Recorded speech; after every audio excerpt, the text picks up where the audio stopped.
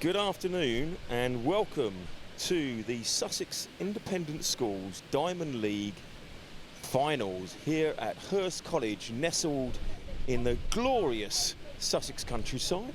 Welcome. We've got a little bit of rain on our hands today, but we're assured that's going to clear up.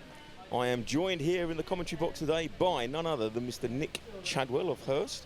Just been getting his rundown, business, maths, marketing, and all sports he teaches. And I know that he's a rugby ref as well, so that kind of includes sports. Nick, glad to have you on this great day. Hi, Richard. Thank you very much. Glad to be here. This should hopefully be dry if this is going to disappear, and an opportunity for a lot of these young athletes to go home with a medal. And we've got a lot of them today, and luckily the ceremony is going to be taking place today as well. But a good opportunity for them to come out and compete against each other. Yep, absolutely. Now, so far there's been 3 heats this year.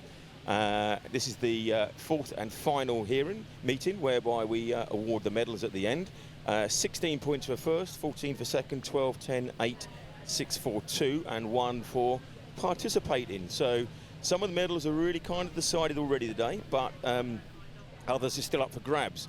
Now, the Sussex Independent Schools Diamond League, 10 schools compete across Sussex for this, and they are obviously Hurst, where we're here, Worth School, Ardingly College, Lancing College, Christ's Hospital, Burgess Hill School for Girls, Bede School, Eastbourne College, Seaford College, Mayfield Girls School, all competing in the Sussex Independent Schools Diamond League. It doesn't get much better than that, Chadders.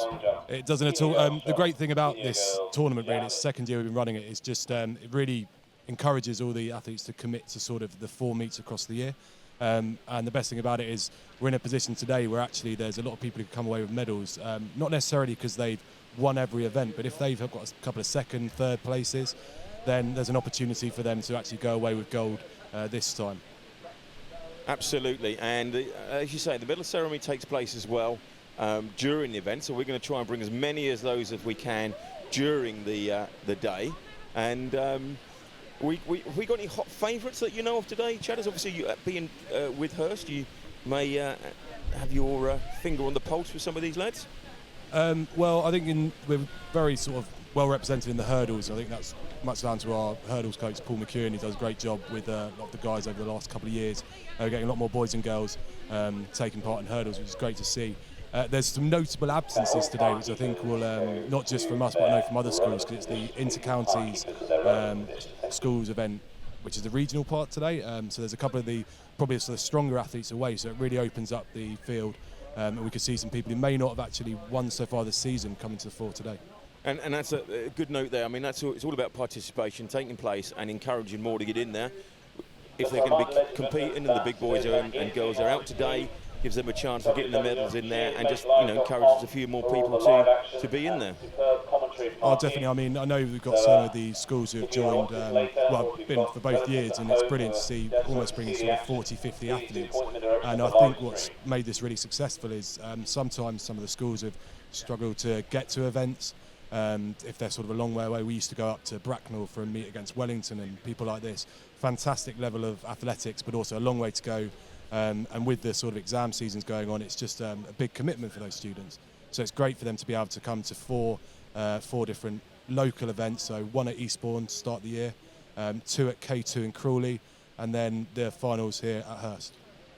Absolutely. Now, we're talking about the obviously track today. That's what we're concentrating on. That's what we're going to be streaming. We're going to bring you a little bit of the long jump and triple jump as and when we can.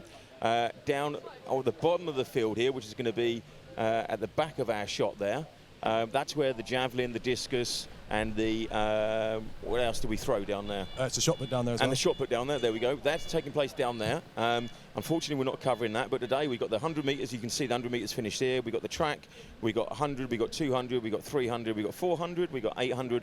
And we've got 1500. So if I was here, I could cover all of those. Anything further than that, I'd be struggling. But a good setup there. And just in the foreground there's the man of the moment at Hurst, Mr. Rob Kift. He's the Director of Sport at Hurst, and been here since 7 this morning, marking stuff out, getting this all ready for us. He's the man behind Hurst. Is that right, Chadders, in the sport? Very much so. He's got his own company car, the flatbed truck that he likes to drive around, getting this set up.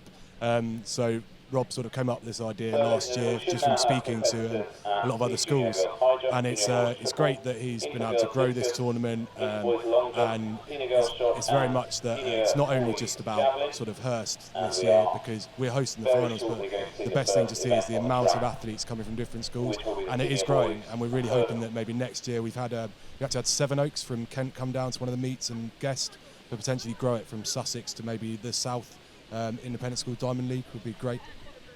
It is. I mean, basically, once again, the participation, it's getting everybody involved, and it's giving them a platform because obviously, like you say, you got the nationals and regionals, but you're not always going to be in that. And what a great platform! What a great place to start. We've got our first race going off now in roughly, what are we talking about now, actually? But obviously, we're just waiting for a few people to turn up, and we'll be off. But what a great opportunity! What a great setting! I mean, it must be a pleasure working here, Chadders. It's a great place to work. A lot nicer in the sun, I think. I've just popped over to the cricket beforehand, and I think they're hoping to get some play in. It's the last block fixture of the season, but hopefully they'll be able to get some games in today. And hopefully the good thing is, as long as we get the hurdles done before there's any sort of heavy rain, we should be okay, because the hurdles are sort of the one that potentially could be a bit dangerous in the rain, but it looks like it's only a light drizzle, so we should be fine. And then when we get onto the real track events, not the real track events, the non-jumping track events, then we should be in a position to have some great races. Yeah, and as you can see there from our overhead camera, you can just see the rain coming down. It's not too heavy. We always kind of judge it from a lovely warm van in here, that how big those drops are, how heavy it's raining. So it's not too bad. So at the moment, fingers crossed, we will get everything underway shortly and get everybody across those hurdles before the weather sets in. I'm just looking down at the start now, and it looks like there's no Josh Deloach from Hurst today. Josh is the current record holder for the under-20 boys, 15 on. We'll just start as we're about to start. So we've got Hugo Hawes from Hurst College, and then we've got a young man from Seaford, and we haven't got his name. Well, it's first race of the day, boys, 100 metres, hurdles. And they're off first time, and it's a pretty even start. Looks pretty close over the first three hurdles. And as Hugo comes, it looks like he's starting to pull away from the lad from Seaford. Both with very nice technique as they go over there. It looks like Hugo's going to run away, and that will make him our first Diamond League champion of 2019. So well done, Hugo. Well done, Hugo. Senior boys hurdles event. Well done to both competitors there. Next on the track. We would just point out, so in the bottom left, or watch the replay first, so you can see for the first couple, really tight in there. It's quite, hurdles is one of the tougher ones, and I've stood next to these senior boys ones. They are ridiculously high. They're about almost 3.5, 4 foot high. Two very tall lads going over it here though. But what we've also got in the bottom left-hand corner of the screen, you'll see that we've got a timer. That is unofficial time. It's very much we start, we press a button, and then press a button again at the stop. So we can't really say that's the definite time, but it just gives you an idea. Yeah, so obviously we've not got the electronic timing as per the official Diamond League. What we've got in here is we've got a button we push as they start, and we give you an approximate guide. But there's the two lads playing, and Hugo Hawes is looking very happy as the first winner of the day, and it's very apt that he's a hometown boy. This is what I was talking about earlier. Hugo has been really committed to the Diamond League, sort of the whole competition. He's attended all 4 meets. He's got the opportunity not just to, he's won the hurdles, but there's some other races that he has the opportunity to medal in because he's able to compete in all 4 events. So it's great to see, and great commitment from Hugo, who's just finished his A-levels, I think, last week. So.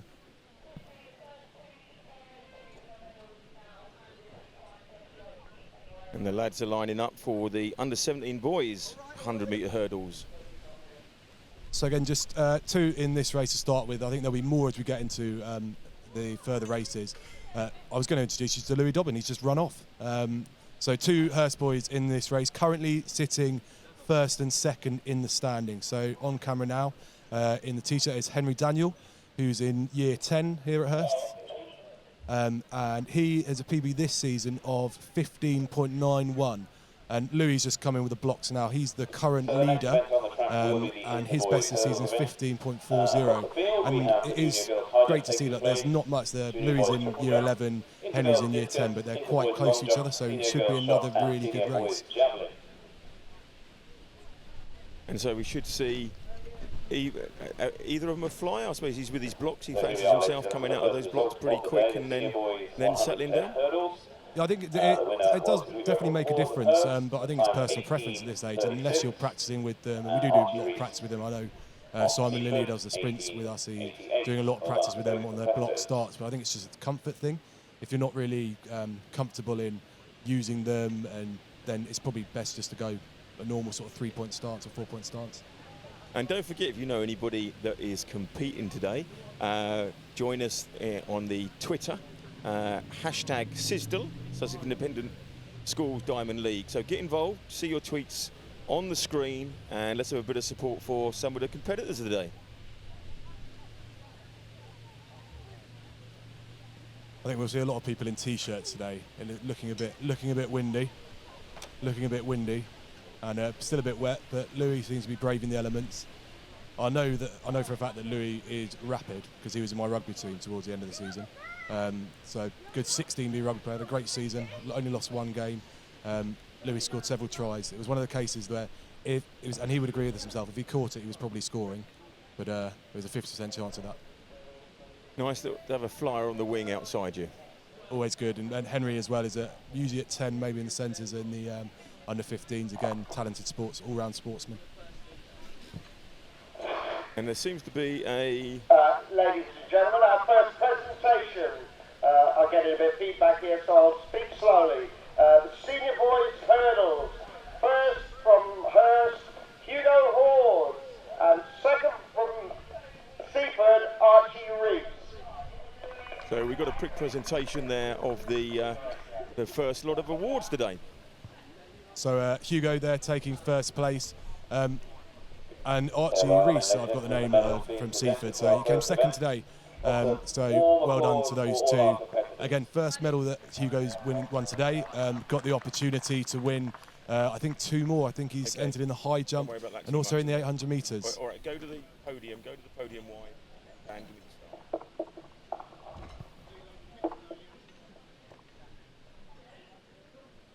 We might have a bit of competition for microphones today. There's a couple of people. I've got Kifty on the one for the medal ceremony, and Luke Gasper, who's our director of drama, who is renowned for loving a microphone, will be also announcing today.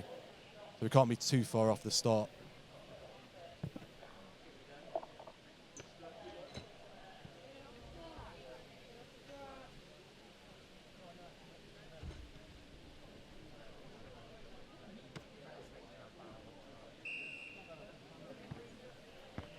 So there's the whistle from the starter, which is just to make sure the timekeepers are ready. And then hopefully, once they're ready, we can get ready to go. And they're on the line now.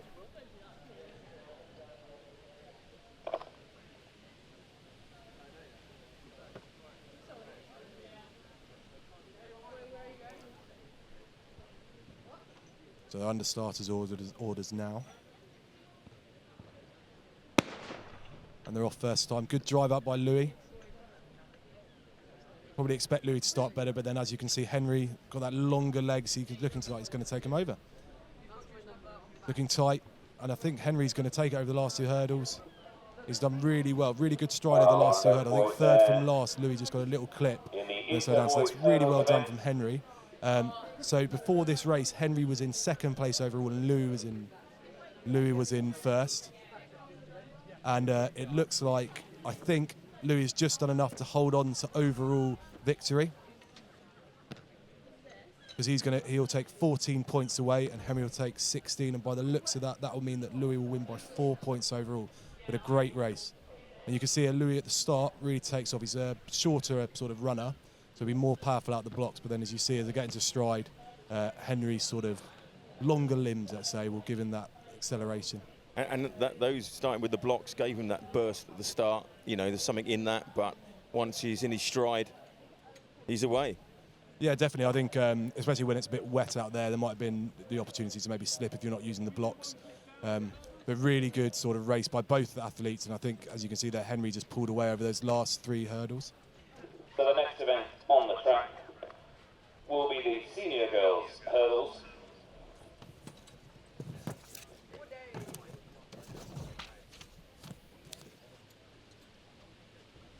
So it'll be the senior girls hurdles next. Potentially could be run. I'm not sure how they're going to run this because I think it's just one competitor who again is competed across sort of all of the events.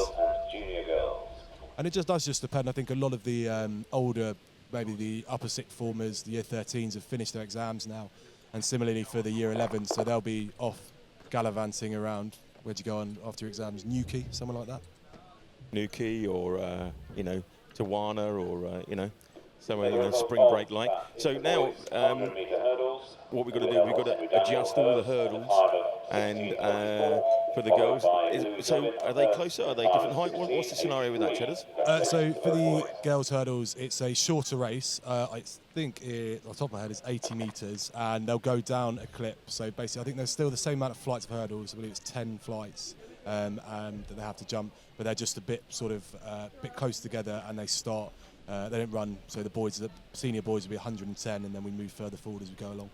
Okay, and get back to the next medal presentation.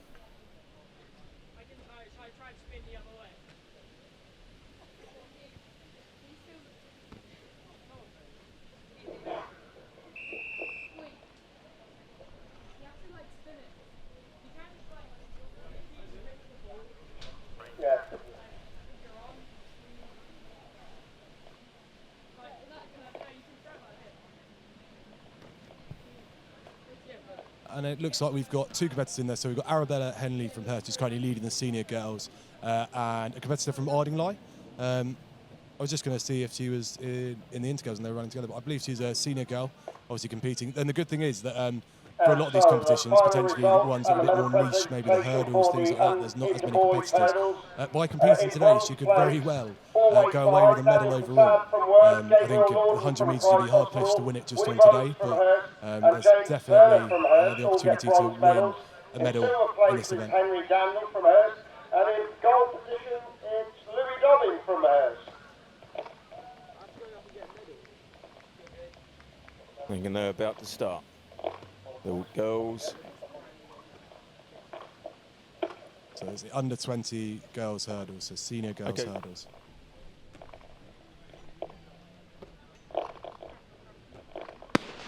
And they're off first time again. It's great technique there from both. So Arabella looks like she's taken away, which you'd expect as she's top so far.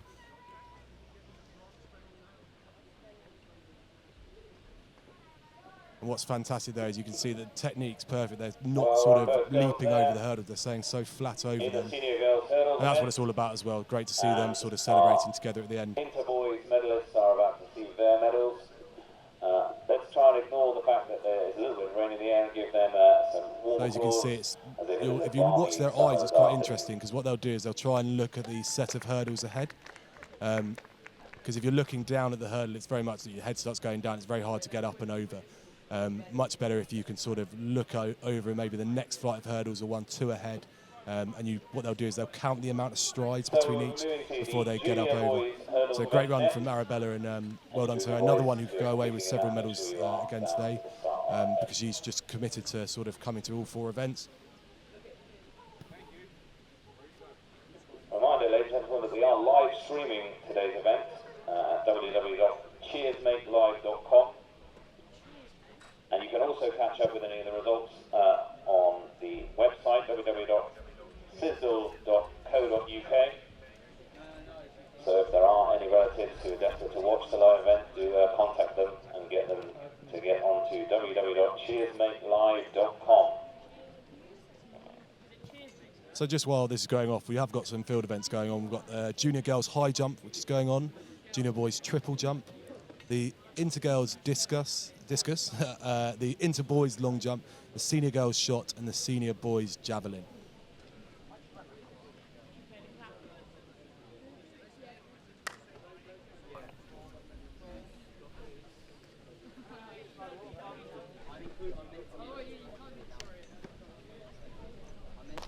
So we're now moving on to our next event on the track, which we presume will be the inter-boys hurdles. And we've got currently leading this overall is Ben Clark, and as long as he finishes today, he should go home with the gold medal because he's currently on 40 points.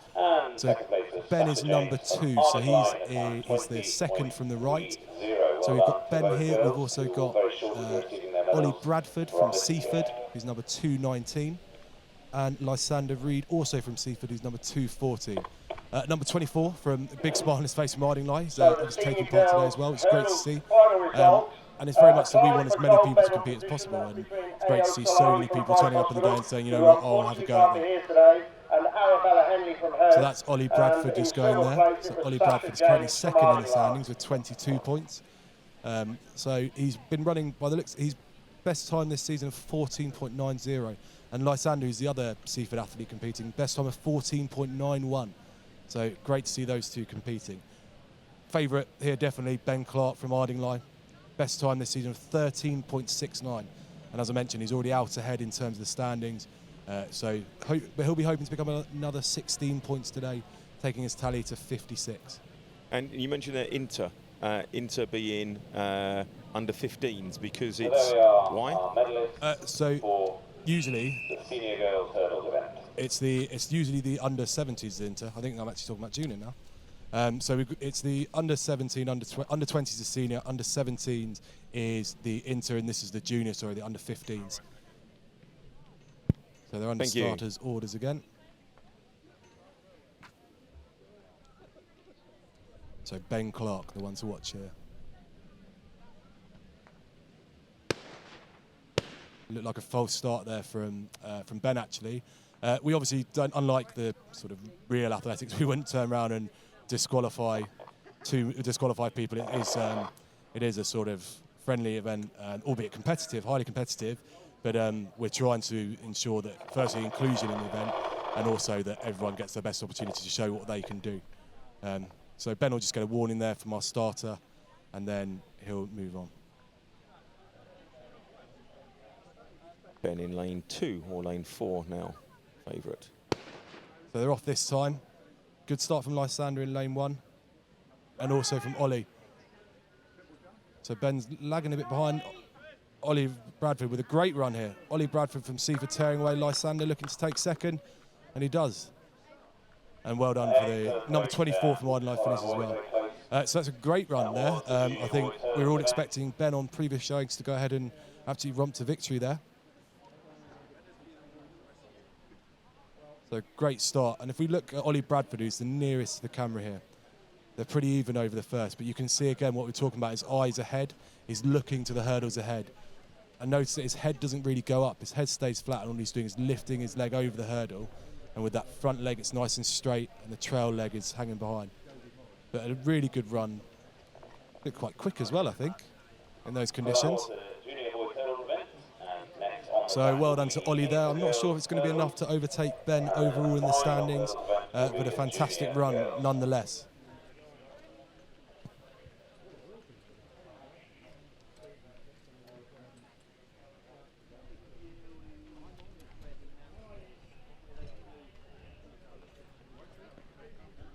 So, great run from all 4 athletes there.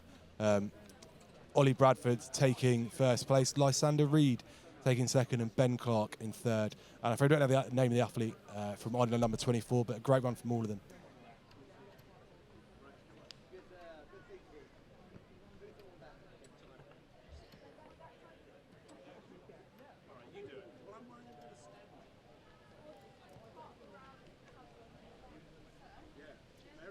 So next on track is going to be the under 17 girls. So that's the Inter girls.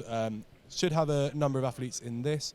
And if we look, who have we got here? So the lane nearest the camera, we've got Kiara Daniel from Hurst. And then we've got Abigail Coleman, who's our current joint leader next to her. Next we have number 98, Federica Buckingham, also from Eastbourne. Then next to her, number 129 from Hurst is Amelia Fisher. So Amelia and Abigail are both on 24 points. So second from the camera, and then second furthest away from us, really competing today to try and get to win overall. And then in the furthest lane from us, we've got Ella Crociati from Burgess Hill.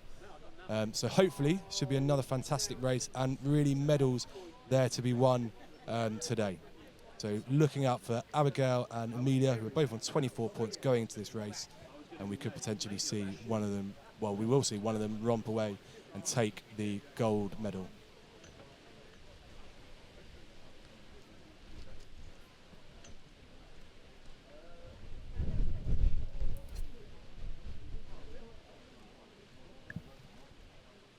A momentary pause here as the drama builds for the girls. I'm sure they'd just like to get running and try and keep warm, as a lot of them will be doing other events, as you mentioned, later, and they don't want any pulled muscles at waiting around. It's like waiting for the penalty in the women's final last night. We all wait around, they get cold, and Nikita Paris misses it.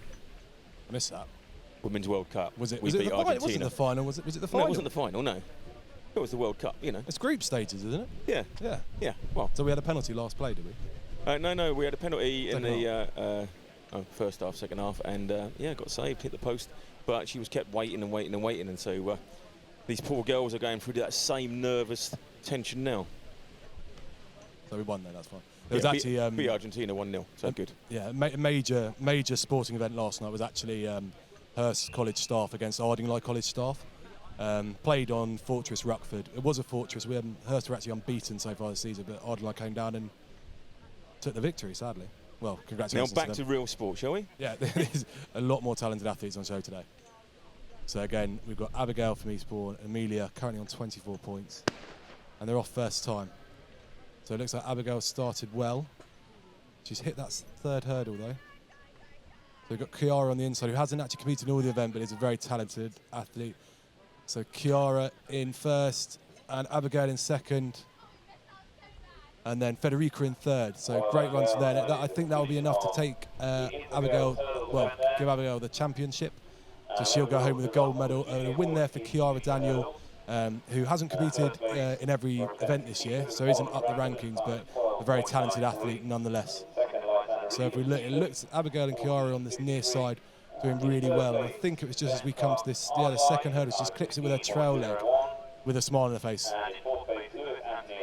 Great support from the coaches there. And again, if you notice, their sort of head stays at the same level. They're not sort of jumping up over it. It's just merely their legs that are being lifted over the hurdles. But a great run from Kiara. So the final hurdle event on the track will be the junior girls starting shortly. It's an interesting point there, Chad, as you say. It's like you've got to keep your head still. In any sport, your biggest part of your body, your head, your heaviest part, if you keep that still, the rest of it follows. It's your legs that are going on, and your head, just like, you know, in your upper part of your body isn't jumping, is what you're saying. Yeah, no, it's definitely that. I think, like you say, in any sport, but especially, I mean, I coach a lot of the jumps down here, and we say try and keep your head in the same place the whole time. If you're looking, you see a lot of people looking down at the board, and if they're looking down at the board, sometimes they too tend to sort of lean forward, which means they're losing that momentum. And it's the same in hurdles. If you're looking down, you're more likely to hit the hurdle. And here's the medal ceremony for the earlier boys. And there was only two of them, but he's standing on the third place. That's why I was getting a bit confused. Yeah, so this is the overall. So it looks there. I think he's just stood on the wrong, because that is Ollie Bradford, and I think he has or should be winning. I don't know if we've got all of the, but Ben Clark most definitely is the overall winner, having accrued 40 points before, and now he obviously I think came third in that race. But well done to those two who've gone home with medals. Yeah, congrats, well done, lads. Next year, flags and anthems. It is a standard yellow 8-piece Lego keyring. Very retro.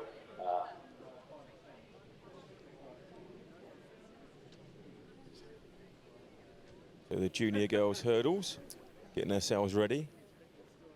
So 3 in this race. Nearest to us, we've got Harriet Miller from Hurst. There's 4 in there. So we've got Harriet Miller from Hurst, who's currently leading with 42 points. Then we've got Phoebe Hardy from Mayfield. So Phoebe's competed at a number of these events, so great to see her here from Mayfield. Eden Norris from Seaford is the second from the camera. And then on the outside there, we've got Maddie. So there's Harriet and Maddie there, big smile on her face. So that's Harriet there, currently the leader with 42 points.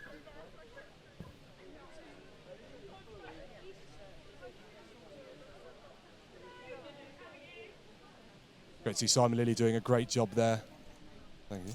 Great to see Simon Lilly doing a great job there as marksman, making sure that all the kids are ready to go. So we should have a very good race. If we look at some of the times we've had this season so far, I would give them to them, but they're not on my piece of paper. Oh, there's somebody we need to have a word with, Mr. Steve May. I'll bring him into question there. I've been absolutely duped there. I've been every other race I've had the times, and then I had to look down. Anyway, so we'll have a guess. I think by the looks of it, Harriet's been winning a number of these races, 42 points.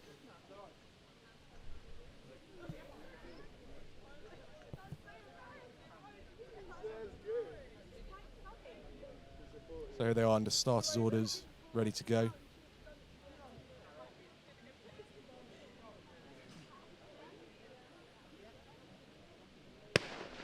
So our first time, great start from Harriet, and a great start too from Phoebe from Mayfield.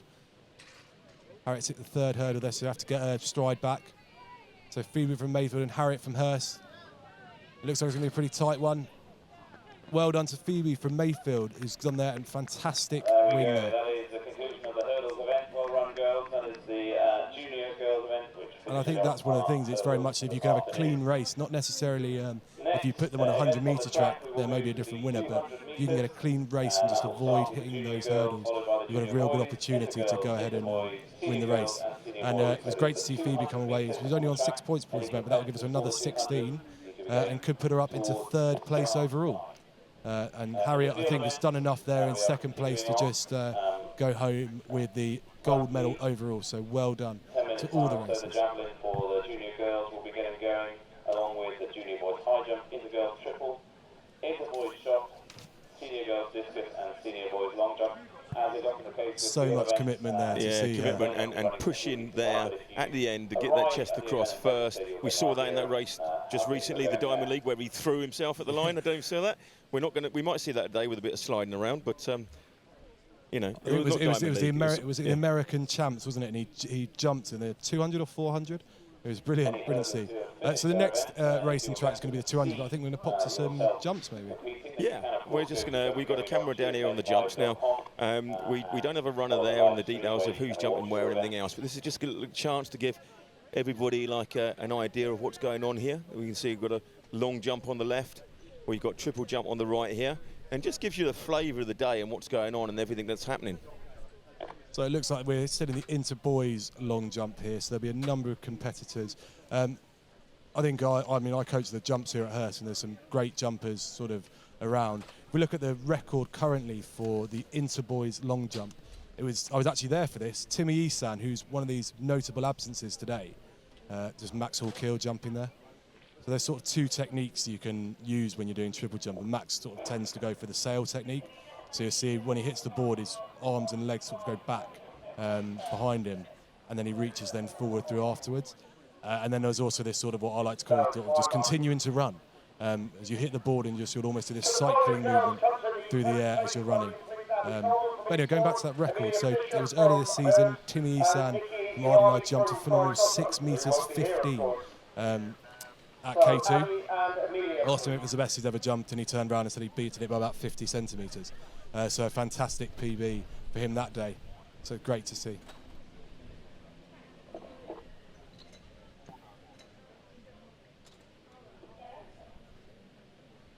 So the winner of the results, from the intergirls 80-metre hurdles, the winner was Kira Daniel from Hurst, at a time of 14.4. Oh, so I think he's just stepped backwards there. And you see there, it's the furthest back point you land in the pit. So he's landed in the pit, and then he's not taken his weight forward. He's stepped back.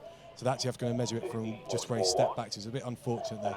And that's where you jump, your feet go in, and then you try and project your body forward so you don't mark behind that. Obviously, you don't put your hands back, but you don't want your backside coming down after you. You want to try and hit and then roll forward. Is that the kind of idea behind it? Yeah, very much. As I try and instill in the guys that we're sort of coaching is the importance of like your core. So trying to use your core to bring your body forward afterwards. You don't want to fall backwards because you can lose a lot of distance.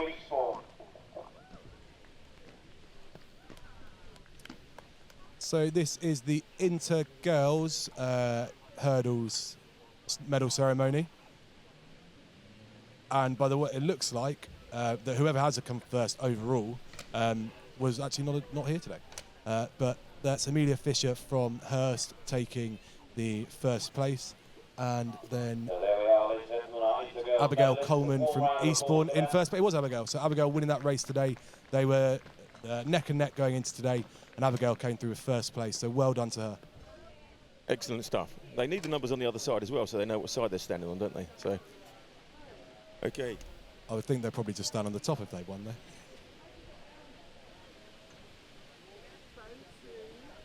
So the next up is the girls' 200 metres. And what's the tips this? Do you ever go for an even split, or do you take it out there? There was one last night, 400 metres that I saw, and Plum last on the last 100. She came through and won it, and that was a 400. So, I mean, you're just looking for a rhythm. Is that the plan on this one? Yeah, I think it's really important to take the bend first of all really well. I think you don't want to sort of go to the outside of your lane because it can add not something ridiculous, but 2 metres onto your race. So if we're just looking here, we've got 3 from Hurst, 1 from Worth, and 1 from Eastbourne. I'm not sure if that's Jessica Hennessy, number 256, because we won't see the numbers, but we have got Anna Jameson, who's in the inside lane from Hurst with the yellow spikes on, who's currently in second place. So they're pretty even through the start. The great thing about these, when you're on the bend, you can really see people take up. So you can see Anna on the inside, looking to push through. So we've got 3 who look together on the turn here. And that is Jessica Hennessy, and I think it's going to be a straight run between Jessica Hennessy from Worth, Anna Jameson from Hurst. Let's see how they go. It looks pretty close. We can't quite see, but it looks like Anna may take this. And that's a great run from both those girls. So well done. I think that Anna's come away with it, so she'll get the 16 points. Jessica will go away with 14 points, which will make her the Diamond League champion for Junior Girls 200 this year. So well done to Jessica Hennessy from Worth, who'll go away with 14 points from that race. And Anna will take 16. And then B Payne from Hurst, number 122, well done. She'll go away with 12 points there. Go to 12 points there. And then that'll mean that she should take bronze overall.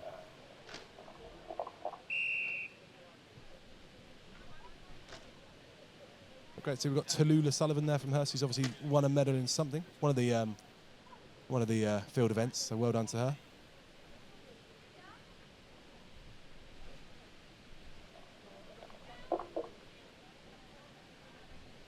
Going to have Phoebe Boardman from Seaford, Maddie Lasbrook from Hurst, and Harriet Millis from Hurst over to the medal presentation. So I'm not sure if Jessica Hennessy would have beaten that time today, but at best this season of 28.40. So well done. We'll go back to jumping. Will Nilsson there from Hurst just had a jump there.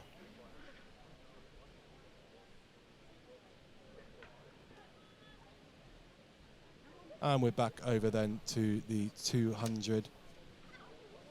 I think this is another heat of the junior girls 200s. So I probably spoke too soon. I think the medals will be sorted out for from that first heat, but we'll see again, because obviously top 10 finish in a race that's had over 20 competitors, 25 competitors this year.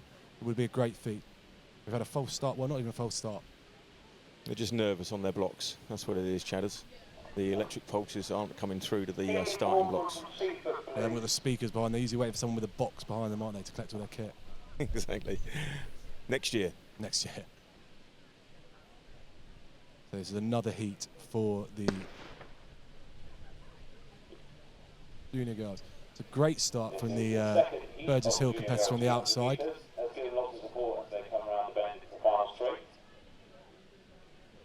So we can see here we've got the Seaford competitor in the middle lane, but looks to start. It looks as if we've got a competitor from Burgess Hill leading out at the front here.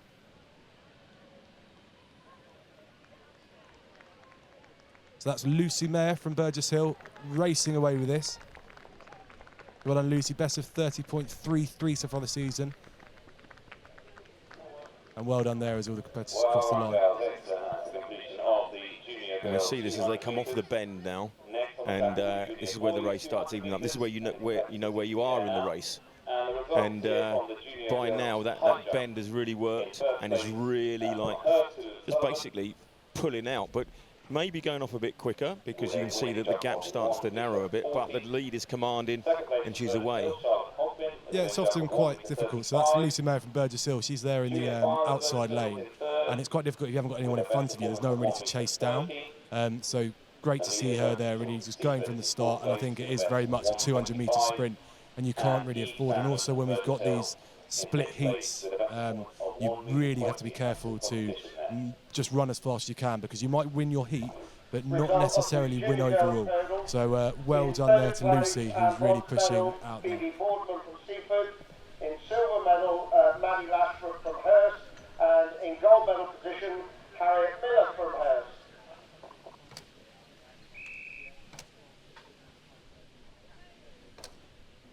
So here we are on to the junior boys 200 metres.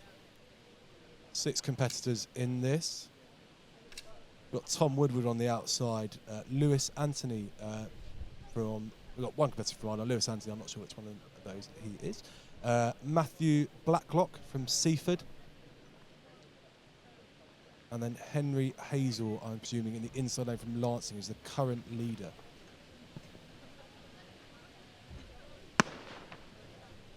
And they're all off, and it looks like Henry Hazel on the inside there is our current leader. His phenomenal start on the inside for Lancing in the blue and white vest.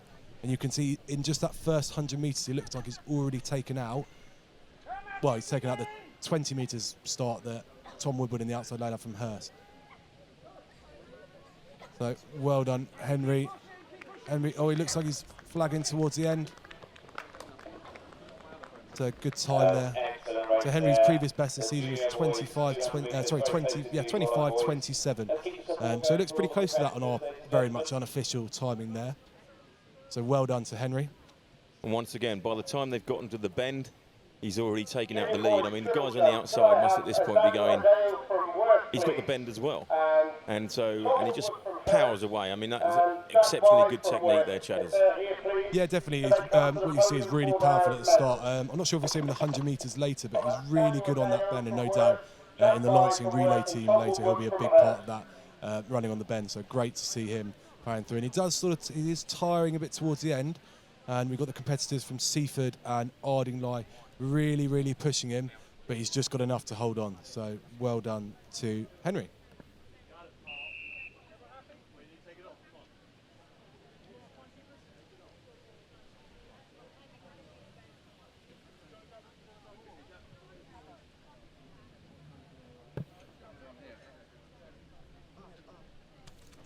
So on to the Intergirls 200 metres. 1, 2, 3, 4, 5, 6. We've got 8 in this race, so all lanes filled.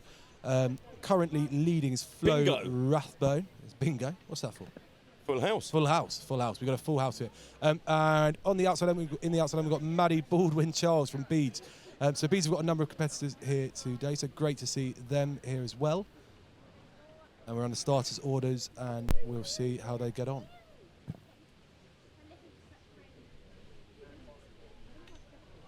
The umbrella's still up, different start. You can start standing up or from the blocks. Great to see the different techniques.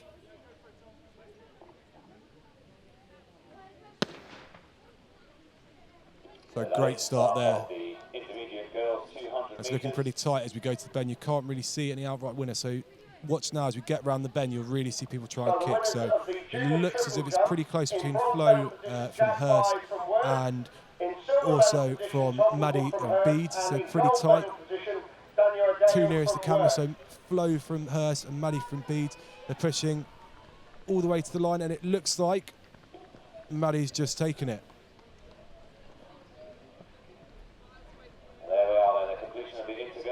So we see him coming off the bend, and then we can see how they come across the line. And like you say, it's pretty even around the bend. They've run the bend out well there. Michael Johnson, I think he was the bend runner, wasn't he? Yeah, definitely. I think he's sort of well renowned for his 200 metres. Very much with Usain Bolt, he'd struggle on the first 100 and then absolutely destroy everyone on the second 100. Get into his rhythm, a bit like Linford Christie. Or was it Agatha Christie? She was good in the second bit. Oh no, it was the second series. That was it. It's usually when you find out who's done it. Who's done it? Yeah, who's done it. Yeah. But no, it's great to see. Usually it's very much in the 100 metres you get a lot of big, tall, strong, powerful girls and boys running that. But the 200, because they've got that bend, it's often said, as a mate of mine, Scott Simkins, who works hockey here, he always tells he used to be a bend runner because he has shorter legs. So if you've got shorter legs, you're apparently better than running the bend. Yeah, all right, okay, that's interesting. Lower centre of gravity, etc. Yeah, I think it's and you also, because you're going round that corner, it's almost shorter strides will help you in quicker sort of quicker leg movement, and whereas on the 100 you're just running in a straight line. It's very much the stride length comes into it a lot more. And hence somebody like Bolt, obviously, that's why, you know, he got going in the last 40 due to the fact he got in his stride, longer legs. The start wasn't his strong point. The same here. So with these lads, the shorter the lad, he's going to prefer this bend and then come off, and then the other lads are obviously he's going to be looking round. So he's going to want an inside bend to try and make advantage, an inside lane to try and make advantage of that quickest pace. Yeah, definitely. So we've got 5 in this maybe a heated, but there are 5 in this first race for the inter boys 200 metres.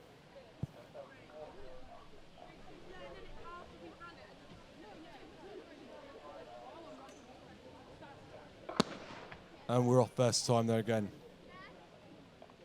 So if we watch for the race here, I think the man to watch is from Ardingly, James McCulloch. So James McCulloch there from Ardingly in the black vest with the white and gold trim across it. So James putting away current leader. Henry Simmons second place, really pushing for Hurst there. Henry's trying to tackle him, but James has just got that stride to keep going, and it's a great run there. Really well run by James just to hold off Henry. And they were first and second prior to this event. So hopefully, well, it looks like they'll also be first and second going into the final standings. So you can see there James is a long way off. James is a long way ahead, but Henry, as he comes around this bend, and if you watch with about 50, 60 metres go, you can really see it in his face that he's pushing to try and get him. But James has just got that class to just keep going all the way to the end and goes home quite rightly as Diamond League champion for the inter boys 200 metres. 31.6. And the second heat, that was won by Lucy Mayer of Burgess Hill in a time of 31.86. Second place, Echo Garth Smith from Mayfield. So third place there looks like Regan Law from Eastbourne College. So well done to Regan. And in fourth we had Jack Cornwell and Woody Bowes from Hurst in fifth place. Eastbourne in a time of 37.92 was in fifth at the Junior Girls 200 second heat. So this is the second heat of the 200 metres inter boys. So it looks like we've got 3 competitors from Seaford in the middle there. We've got one from Ardingly on the outside lane and another one from Ardingly in the inside lane. So again, just remind you that they'll be sort of graded races. So even though you're racing against people in your heat, you're also racing against people in the previous heat. So it is important, even if you think you're tearing away from the guys you're running against, to run all the way through to the line. As he said, this is against the clock, not just against the competitor. Slip at the start on the outside lane there, and that's going to cost him.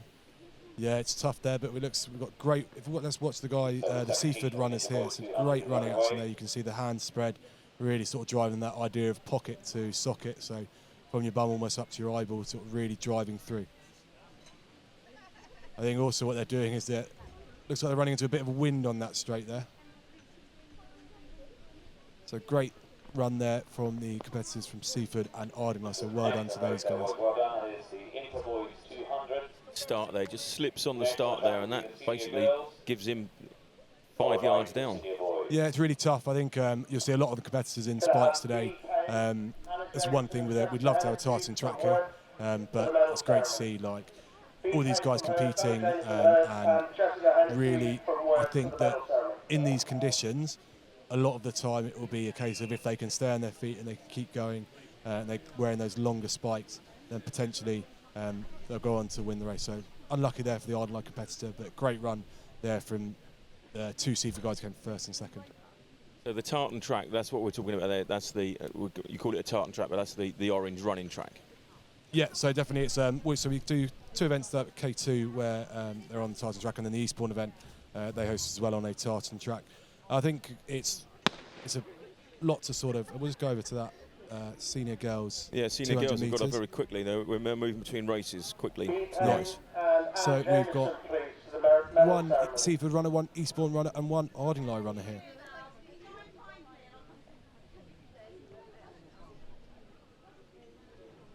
So it looks like the competitor from Seaford just really pushing out, although the competitor from Eastbourne's just pulling back. But great running style again. So he looks relaxed there. Doesn't need to try and pull away too much. Just looks like she's nice and relaxed. Try and go back and see that the best we can, because we just caught the end of that there. Good start by all three, nice and steady, and as you see there, the gap stays the same from this angle as we see them there. Nobody's gaining, so it should be even off the bend, but you can just see the on the outside there just pulling it away, and now the gap opens up. And as they come to the straight, that's when you know if you're in the race or not. Yeah, definitely. I think the Seaford run there on the outside's done really well, because again, it's tough if you're always starting in that outside lane. You don't see another competitor, and I think if you don't see another competitor, it's great because it means you've won the race. But you've really just got to keep pushing yourself on without really knowing who's around you. But a great run there, and you can see the Eastbourne competitors trying to really push those last 20, 30 metres, but Seaford are able to hold on for a victory there. And I'm getting there nice and early now to make sure that we don't miss the next race. And this is going to be the boys' 200 metres. Yeah, so the boys under 20s, the senior boys 200 metres. Senior boys 200 metres, which will complete our 200 metres races, and we will move to the 800. So great to see competitors from a majority of the schools here competing in this 200 metres. I think very much we've got a lot of these competitors who will be just fantastically fast, and a lot of these will be playing different sports. The rugby, be it football, if they're at Ardingly, places like that, maybe some hockey, and they can sort of take those skills that they use out on the track here and then take them into other sports. So it's great to see them all competing. I'll just big shout out to Mandy, who's the lady with the umbrella, who's actually come from K2 today, and who always looks after us at the Diamond League when we go to K2. So it's great to have her here helping out our starter.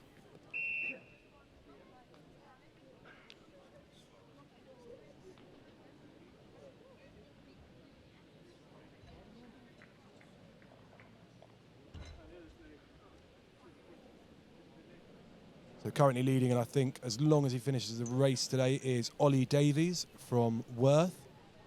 He's currently on 42 points, which I believe would mean he's had 16, 16 and a 10. Pretty impressive. Yeah, and I think we've got Ollie in lane 5 in the middle of your picture.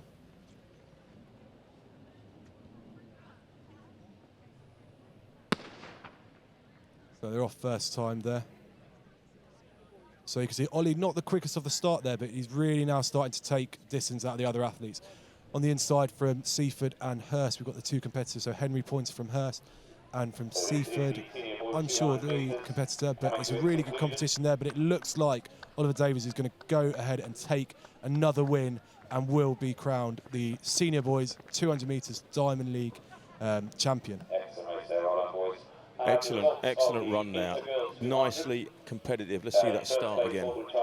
So you can see here that actually Ollie doesn't always get off really quickly, but then he really starts to kick on here, and I think it was race over by the bend. I think it'd be nice to see on the line who finishes second out of Henry points from Hurst, and the Seaford competitor is really close. But Ollie Davies, true champion this year. I think he's won that overall by the points, and again that's just being able to compete at all 4 events. So he's been really competitive across all the events, and made sure he's attended all the events, which means he's able to pull away with all these points. Simmons from Hurst finished second in the time of 25.44. Law from Eastbourne at the time of 26.20. Powerful runner there, Chad. It's powerful. He's pushing it all the way through there. Yeah, he looks relaxed as well. He's not trying to really force it, but we can see there Ollie takes first, second. Oh, I'm not going to call that. Result of the junior girls 200 metres. But I think we have got. You'll see Mr. Steve Mayo, head of boys athletics, on the sideline there with the iPad, and we do sort of have photo finishes because I mean we do a lot of these events, and it does get really close, and we want to ensure that the right person goes away with the right points and the right medals. And here we've got the 100 metre, this is the 200 metres junior girls medal ceremony. So well done to these girls. In third place, we've got B. Payne from Hurst. In second place, Anna Jameson from Hurst. And well done to Jessica Hennessy from Worth, who goes away as the Diamond League Junior Girls 200-metre champion. So well done to Jessica. A long way down from up there. Certainly is, but it's nice, isn't it? But they say it's always harder on the way down. So, and you remember who you pass on the way up. I think it's something like that, isn't it? So why don't we just break for the next one? Let's get a little bit more of the long jump, triple jump. And I was really enjoying what you were explaining on the technique and everything earlier, Chadders. Excellent stuff. And just get back, there's one happy runner there. There's Jessica. Yeah, well done to Jessica. She's done. It's been a great sort of between her and Anna from Hurst. Been a really good run. And Jessica's done really well there to take the win today, and also that means that she goes home as the champion. So well done to Jessica. See you next year competing in the Inters. Well done, Jessica. Excellent stuff. Or a little bit of triple jump. Nice. Is it so, Dan? Is it Chad? Is it triple jump or is it hop, skip, and jump at school still? There's no such thing as hop, skip, and jump because you don't skip. It's a step. So it's very much hop, step, and jump. But that looks like the Inter Girls triple jump.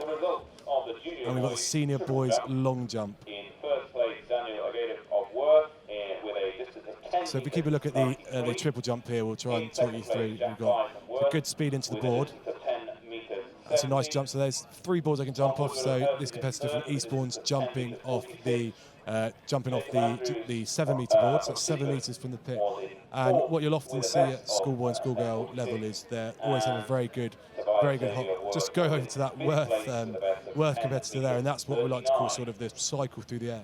So because he gets up in the air and his legs continue to run, and it's almost like he just doesn't stop running, and then when he gets to the pit, continues to run.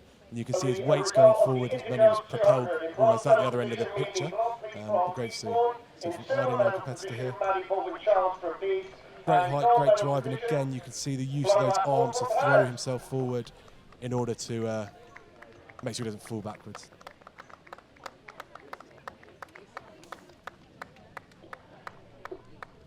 In the field events, we should now be moving to the Junior Girls Long Jump. So this is the Inter Girls 200-metre ceremony, and in third place we have Mimi Blockley from Eastbourne, so well done to Mimi. In second place, Maddie Baldwin-Charles, who actually overtook, and there was 2 points, was 2 points behind Mimi before today, but has overtaken over the win today. And then Flo Rathbone from Hurst, who came second today, but well done to her for going on and winning overall. So well done, girls, fantastic. And see you next year as well. The result of the Inter Boys Long Jump in first place. This was our hurdler. With a distance of 5. So a little bit of a high jump going on in the background there. Just a quick one there. Hashtag SISDL. Get involved, see your tweets here. Let's hear from you. And you may have somebody, a relative, a friend, a bro, or sister. You might have somebody here competing. So let's hear from you, and we can give you a shout out. Let's give them a shout out. So, Chadders, I know that's called a Frosby flop after Dick Frosby, 1968 Olympics, I believe it was, where he first did it. What age do you start teaching a flop? Because, I mean, we all start with the straddle and everything else. Where do you get the confidence to say, I want you to go over on your back, and honest, you're going to be okay? Well, I think it basically comes down to a point where they'll scissor kick, and when you can't do it anymore, you say you've got no choice. So they'll have to move on to that. But I think we'll often do it down at prep school here. I think it's the favoured technique. It's you don't see anyone competing in the Olympics with a scissor kick. So it is great to see these guys attempting the Frosby flop and doing really well. I thought it was night time there. And so it's great to see these guys attempting that and actually being really successful with it. Back to a bit of long jump, triple jump. That camera's under the covers there because it is coming down a little bit now. Just see an aerial shot here. You can see that it's it's not heavy, but it's pretty persistent, you know. Charlotte Stanworth from Eastbourne and Ella Krishani from Burgess Hill to the podium, please. Charlotte Stanworth, Eastbourne and Ella Krishani from Burgess Hill. Now stood in the Senior Boys long jump. So it's great. You'll see a lot of them land two-footed here, and there's many of them sort of kicking out as well to the side, just to make sure they're not sort of landing back as we saw earlier.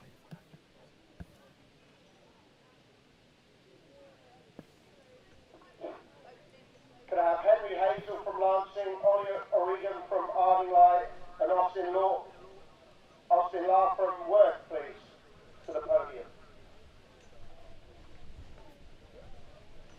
Also, James McCulloch from Iron Line, Timmy Eason, who won't be here, and Henry Simons, please, from Hurst to the podium, please. That's Ruby Bracewell there in the triple jump from Seaford. Like a no jump, that's obviously not happy with where she's come up on the board. And you were just saying that you can see here that obviously the idea is to get as close to that white, or are you allowed to touch that white, or is it a case of, is that the plasticine and you're not allowed to go over it, or if you touch it, that's the mark? How does that work? So the white bit of the board you are allowed to touch, and there's a bit of plasticine just in front of that, which is obviously where they'll measure to. And the plasticine just helps when they're wearing spikes to see whether or not they're hitting the plasticine. Obviously, there will be no jump there. Right. So if they so the plasticine is like the sand side of the white mark, is that it? Yeah, so it's the sand side of the white mark, and then the takeoff board's got the white bit that you can see clearly there, and then a little bit of brown with the plasticine, which you're not allowed to touch. And so, obviously, I mean, it's all about the higher the level you get. It's all about centimetres. It's all about millimetres. It's getting your run as close to that as possible. And you know, at this stage, probably just getting as close as we can. But we're just going to go to another medal ceremony. Gold medal position, Charlotte Stanworth from Eastbourne. I think they're trying to hide. 200 metres in first place. Then Truman from Seaford in a time of 30 seconds. Well done to Charlotte from Eastbourne there, who's not unsure which event that was, but well done there, and also the medalist from Mayfield who takes away the bronze.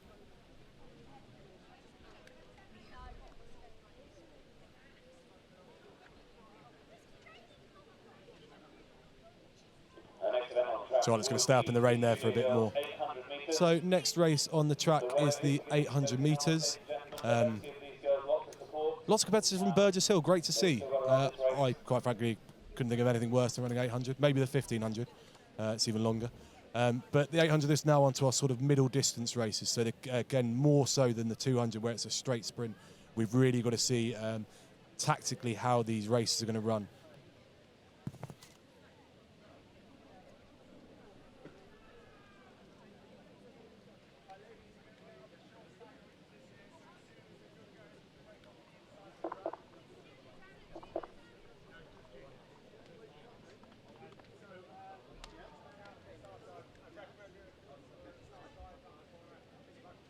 Okay, so competitors, we need to be looking. I'm not sure what's going on there. I think they're just warming up. They're just warming up. There's no go. So competitors we need to look for here then is Lily Stewart from Hurst, number 147, currently on 32 points, leading the competition at the moment. So there's Lily. Lily has a 2-point advantage currently, so still really close. And over B. Lopez Solorio, who's from Eastbourne, currently on 30 points. And then in third place, Charlie Gale from Ardingly, currently with 28 points. So really, really competitive this. And we could see the lead change hands here. So we're looking at Lily, number 147 from Hurst, number 84 from Eastbourne, B. Lopez Solorio, and number 4 from Ardingly, Charlie Gale. So these are the competitors that have got an opportunity to go on and win today. Who unfortunately can't be here this afternoon from Ardingly, and in gold medal position, James McCulloch from Ardingly.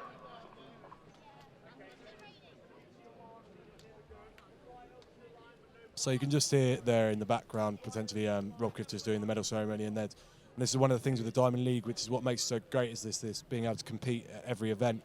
So Timmy, sadly away today, representing the county in his school, so therefore knocked into silver medal, but I think he's taken about 3 records this year, so fantastic athlete, would really be up there for top athlete of the season at the Sistel. So well done, Timmy, and good luck to you today.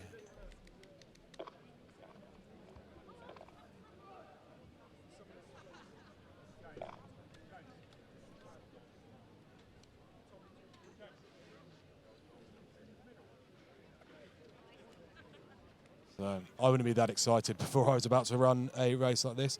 But great to see we've got so many athletes in this. So number 4 there, Charlie Gale from Ardingly. She's currently in 3rd place going into this race. And on the inside there is B. Lopez Solorio, who's number 84 from Eastbourne, currently in second place. So they're on starters order there. We hear the whistle from the starter. So just to remind you, on the inside, B. Lopez Solorio, 84 from Eastbourne, currently in second. Lily Stewart on the outside there in the red vest, currently in first place on 32. And Charlie Gale from Ardenline in the middle there, number 4, currently in third place. Only 4 points split in the three of them. Let's see how it goes. That is the start of the junior girls 800 metres, 2 laps of track. So again, what I said here is really tactical. You'll see probably those two at the start. We've got Lily and Charlie there who are really taking it out. We've got, I believe it's Florence from Burgess Hill, really sort of pushing on there. Bronze medal position, Austin Lar from Worth. Silver medal position, Ollie O'Regan from Ardenline. And in gold medal position, Henry Hazel from Lancing.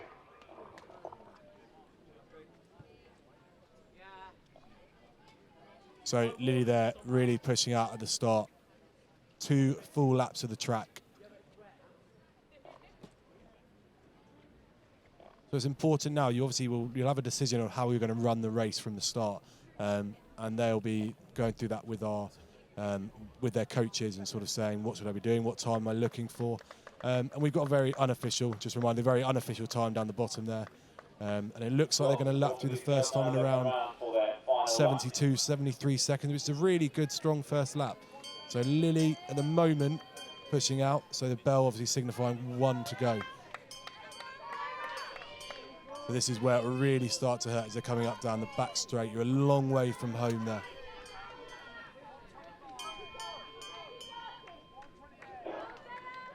Could I have Amy Wood from Eastbourne, Xenia Truman from Seaford, and So Sasha Lily James is pushing from out here, Ardenline, please. looking down at the time.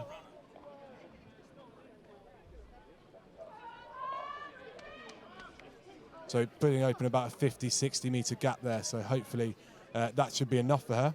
Senior boys 200. Still a long way to go. So they're just passing the 200 metres there. So about 200 metres in total to go. Second place, the one from Burgess Hill. In third place, Charlie Gale. So Charlie Gale here, if she continues to stay ahead of B. Lopez Solorio from Eastbourne, could go home with the silver medal. So great to see her really pushing out in this. So well done, Lily, as she comes around the final bend to the last 100 metres. Looking like she's got enough to hold on. And Beatrice Kellogg-Ryle now with a kick, see around the corner from Worth. So great kick. So here we go, as Lily really driving towards it and still got the energy to go. Great run, well done Lily, and she'll go home as Diamond League champion. And we see the others crossing the line now.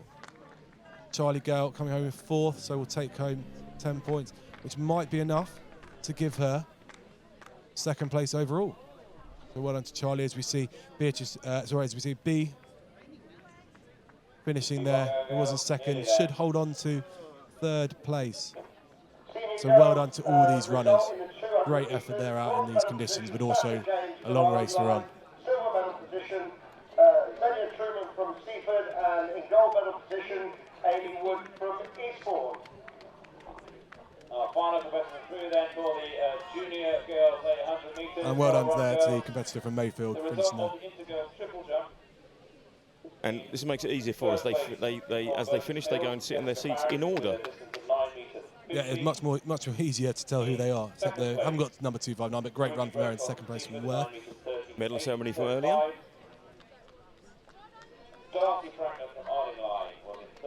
So well done to the competitor from Eastbourne.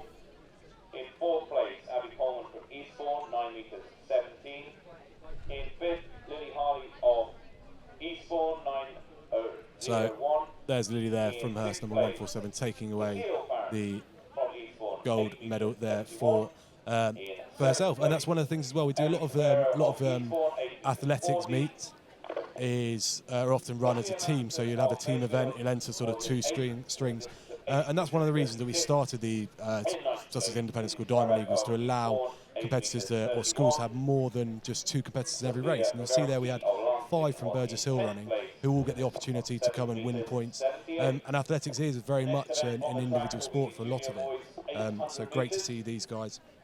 Do you have school winners as well then? I mean, Birdsville will pick up more points. Does it work that way? No, so there's no overall sort of school winners, so there's no sort of real benefit in putting a load of people in, other than it just means that everyone gets to compete. Yeah, that's the benefit, yeah. Oh, definitely. I think we go to a number of different events, and schools will still compete in other events where you're only allowed to send two people. But it's great to see sort of 4 or 5 people who say, actually, I want to compete in the 800 metres, being able to run the 800 metres. So what you'll see here with Simon Lilly is not a magic trick. He is, in fact, doing a lane draw here. So there's a number of these guys who are in the contention for medals. Tom Fox from Hurst, so number 152 in the red vest with the white shoulders there. He is currently leading with 48 points. His best time of 2 minutes, 10 seconds. In first place, representing Seaford, Jack Wadham, with a distance of 10 metres 90. In second place, from Hurst, Freddie Hawes, with a distance of 9 metres 95. In third place, from Hurst, Rory Quigley, with a distance of 9 metres. And then on the outside there, from Ardingly, so with the yellow trim on his shorts, is Oliver Francis. Oliver is currently on 42 points. Best time of 2:12 this year. And Hurst was in fifth place with a distance of 6 metres 92. So as we see here, there's Faisal there from Beeds.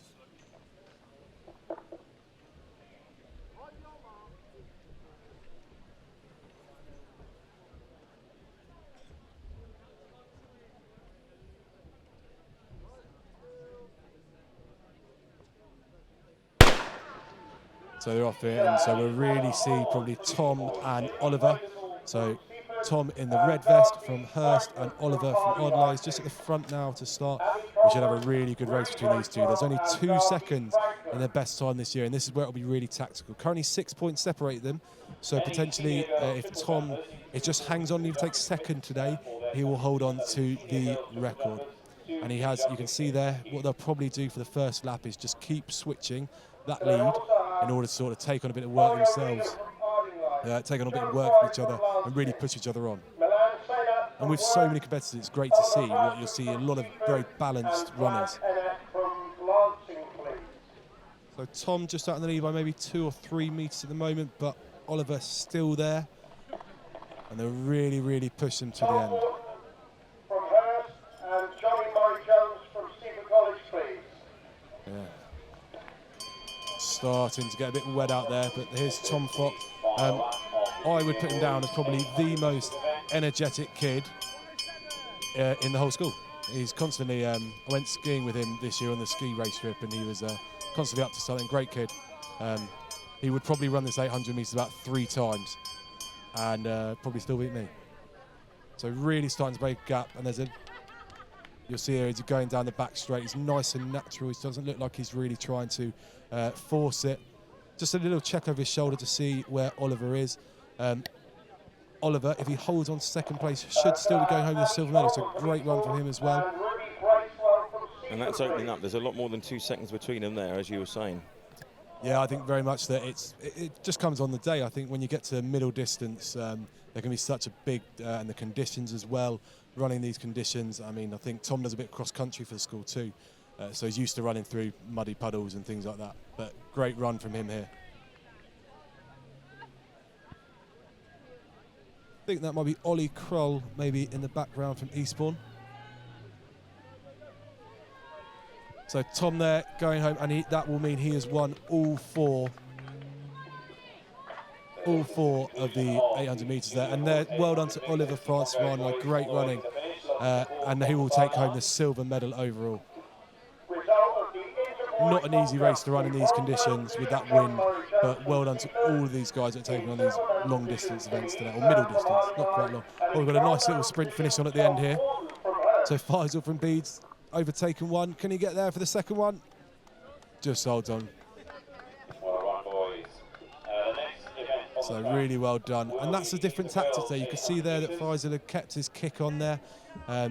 He sort of kept the kick right till the end and was able just to take a place there off the competitor from Lancing. So well done to all of those. It's Freddie Bouchard in 3rd place by the looks of it. Well done, Freddie. Freddie takes home the bronze medal then overall. So great run. Arthur Reed from Seaford in 4th place. But well done to Tom and Oliver, and no doubt they will keep competing against each other for the next 5 years. Intergirls javelin throwers, you need to be heading down. Try and catch some medal ceremonies if they do it nicely in the middle of the races for us. And but they're not. So the Simon Lilly, you're saying he's we kind of cut across here. What he's doing here with the girls, I know you said it's not a magic trick, and explain to me again.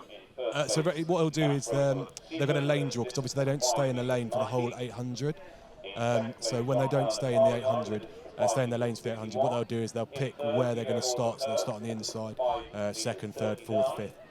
Because they can start in any lane of the track, really, all the way from the inside right to the outside. But you'd probably want to start closer to the inside lane. And on over 800, I mean, it's just, I know it's a personal preference, but it shouldn't make that much difference, should it?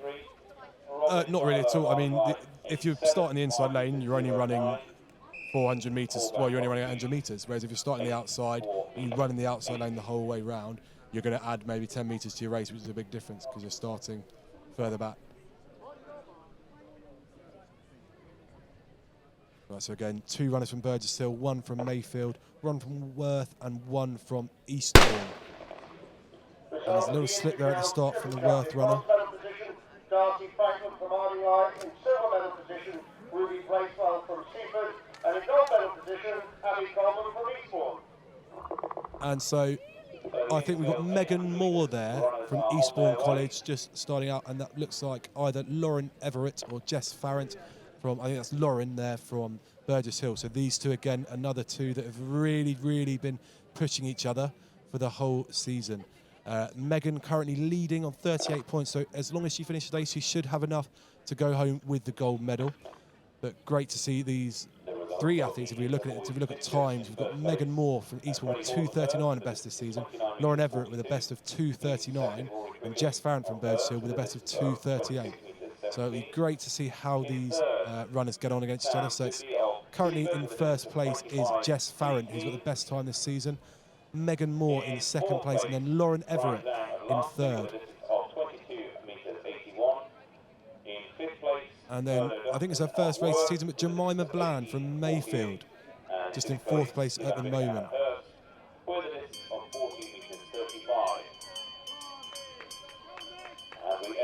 So we should see a night-tight race between these 3 at the front, and probably at the finish as well. There's only a second between them, all 3 of them as best times this season. So we'll wait and see how this is going to develop. A reminder, ladies and gentlemen, that this is being live streamed, and if you want to see the live stream, it is www.cheers. So you see there now Megan really starting to try and take Jess on down that back straight. 3's becoming a 2 now. Yeah, it's looking pretty tight between these 2, but I think that we've still got Lauren's still there. And again, it just depends how they've decided to run the race. You don't really know. And when they get round that bend, there'll be a real sort of kick maybe from one of them. Starting to see maybe Jess starting to pull away slightly. So Jess currently in 3rd place overall in the standings. And it looks like she's holding on at the moment, but we never know. Megan or Lauren could really push her. It's a little look over her shoulder to see where they are.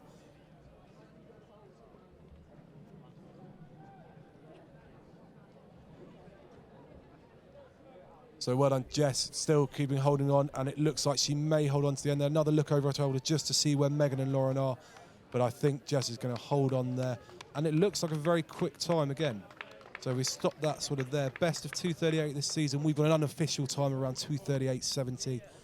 So potentially could have broken her PB there today. The current record for that in the 800 was 2:31.51 by Alice Wright of Hurst. So a really quick time there. So you can see here as they come into that final straight, Jess just holding off the attack from Megan and Lauren. And great runs from all 3 of them, and really good times as well.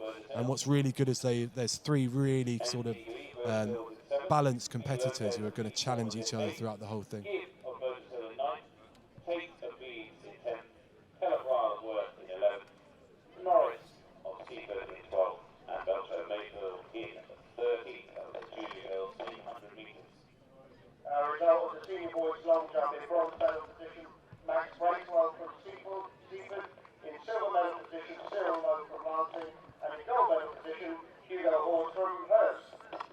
So as we're over on the medal ceremony here, Max Bracewell from Seaford in 3rd place, Cyril Lowe, and this is the overall in 2nd place, and a 2nd gold medal of the day for Hugo Hawes.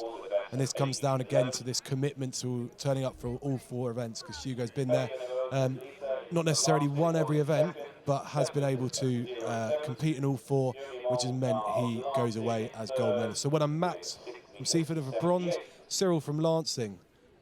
Quite hard to put the medal on there over that cap, I think, but well done to you, Cyril. And well done again to Hugo, taking home another gold medal of the day from Rob Kiff there.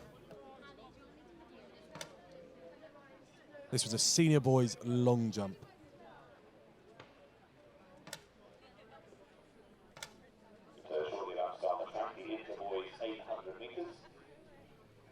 So on to the interboys 800 metres.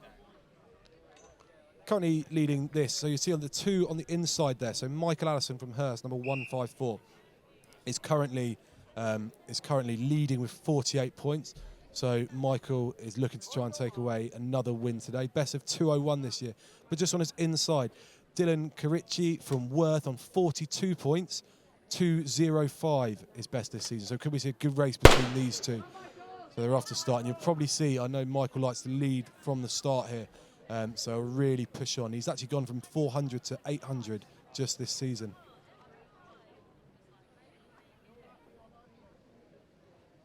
So see him powering out at the front there, Chadders. He's got intentions with us, hasn't he? Yeah, I think he is. I don't know if he's going to try and take on the record today. It's probably not the best conditions for it, but the record is his of 2:01.53. So that was this season. But he might be trying to take that on last run of the year. See if he can take that down a second or half a second even. So then again, we see Michael out in 1st at the moment and Dylan from Worth in 2nd. So these two have been sort of running 1st and 2nd all season. So great to see them. Dylan probably thinking, I don't think I can catch him overall, but really give him a good run this year. And it's great to see him being pushed on to try and... So it looked about 61 seconds they went through the 1st lap. So it might be tough beating the record today, because it means he'll have to go through in about a minute the 2nd lap as he's tiring. But he's really trying to push on this back straight here. Gap's opened up nicely now. I don't think there's any coming back from there unless he's just gone out much too early. Well, he looks like he's still pretty relaxed at the moment. He looks like he's not having to force it too much, but Dylan keeping with him and still trying to get that sort of personal best himself. And the rain's eased off now, which is nice. Yeah, much better like this. Another look over the shoulder. It's obviously that tactical aspect. I think we try and coach out of any runners in 100, 200, not to look side to side. It'll just slow you down. But here he can sort of tactically work out where he is in the race. So coming down the home straight now. This again will be his 4th win of the Diamond League this season, which should take him to the gold.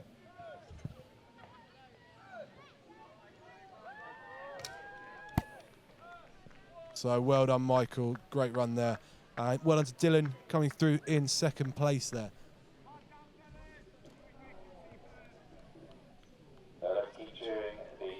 And that looks like potentially Will McDavid from Seaford. And Ben O'Brien from Beeds just finishing there. So well done to Michael coming through in his 4th win of the season. I don't think he's quite beaten his best time today, but great to see him and Dylan giving another race against each other. Great race. And again, looks like they'll be competing in the seniors together next year.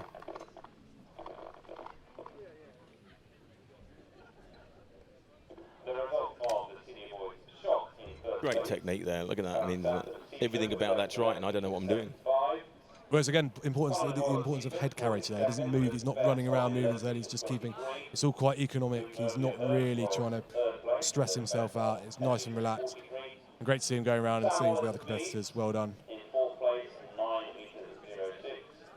So Dylan, well done there.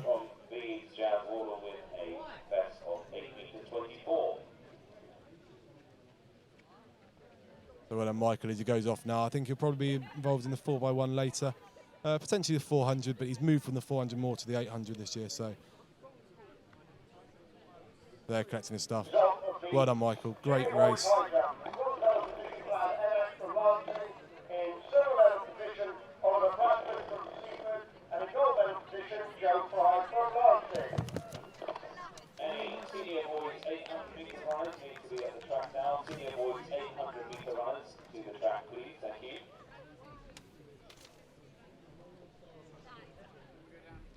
So another medal ceremony here. 2 out of 3 ain't bad for Lancing there. So great run. Well, I think this is the high jump. So we've got Ollie Rappo there from Seaford in silver medal position, and the competitors from Lancing in first and third. So well done to those. Obviously, high jump and Lancing very strong. I think we're going to run the senior 800 metres, girls and boys together.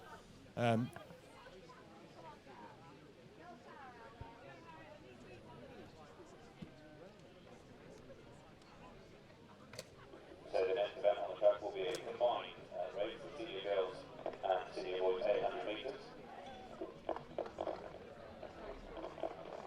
Senior boys distance. Can I have James Dunford, Rory Quigley and Freddie Hawes from Hurst College to the podium. Senior girls javelin. Can I have Anna Jameson? So currently in first place in the standings for the senior boys is Alex Field from Eastbourne. Alex has won all 3 races so far this season with a best time of 2 minutes and 12 seconds. So well done to him. So just one competitor in the girls senior race.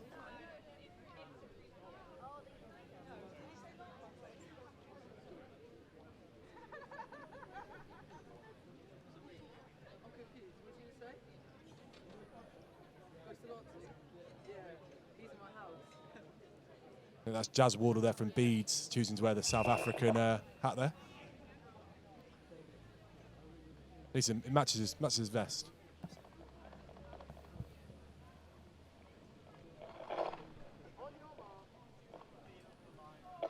So again, on the line, so they can break straight away. And I think the starter we're watching for any sort of pushing and shoving, it's quite nice here. We don't do any of that. Just looking to get into that good position. You want to get a good position around that first bend. So you can see there, looks like they'll want to try and get into a single line as soon as possible. You don't want to be running too close to the outside of the track.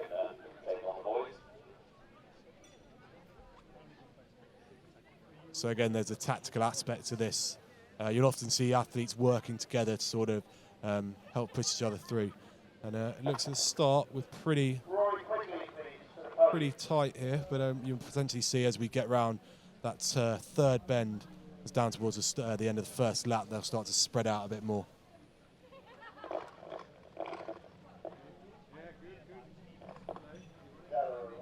So it looks like currently leading is Alex Field from Eastbourne, so best of 2:12 this year. He's won all 3 events so far. Will be hard pushed by Harry Chung, potentially from Ardingly. He's just at the back of the field there, but again, they're quite tight, so we'll be looking to potentially see a kick as we go around the last bit.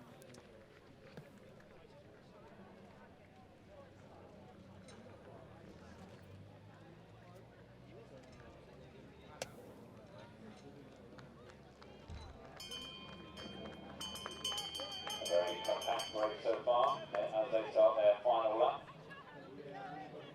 So Alex still at the front there, not forcing the pace too much, but again, it's this tactical aspect of it. I think we will see a good finish at the end with potentially a kick to see a little sprint at the end. Senior girls shot. Final results. In bronze medal position, Baba Nevelisa from Lancing. In silver medal position, So Alex still leading at the front there.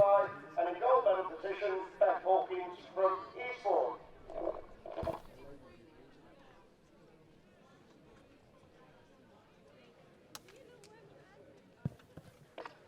That's Oliver Goodridge and Mick Hughes from Worth currently in second, and you can see that it's not been a quick race. He's looking to kick and he'll look to try and catch Alex here. Really, really forcing it around the corner there.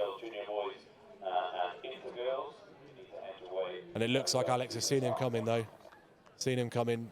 He's got enough left, and there's a good sprint and finish here.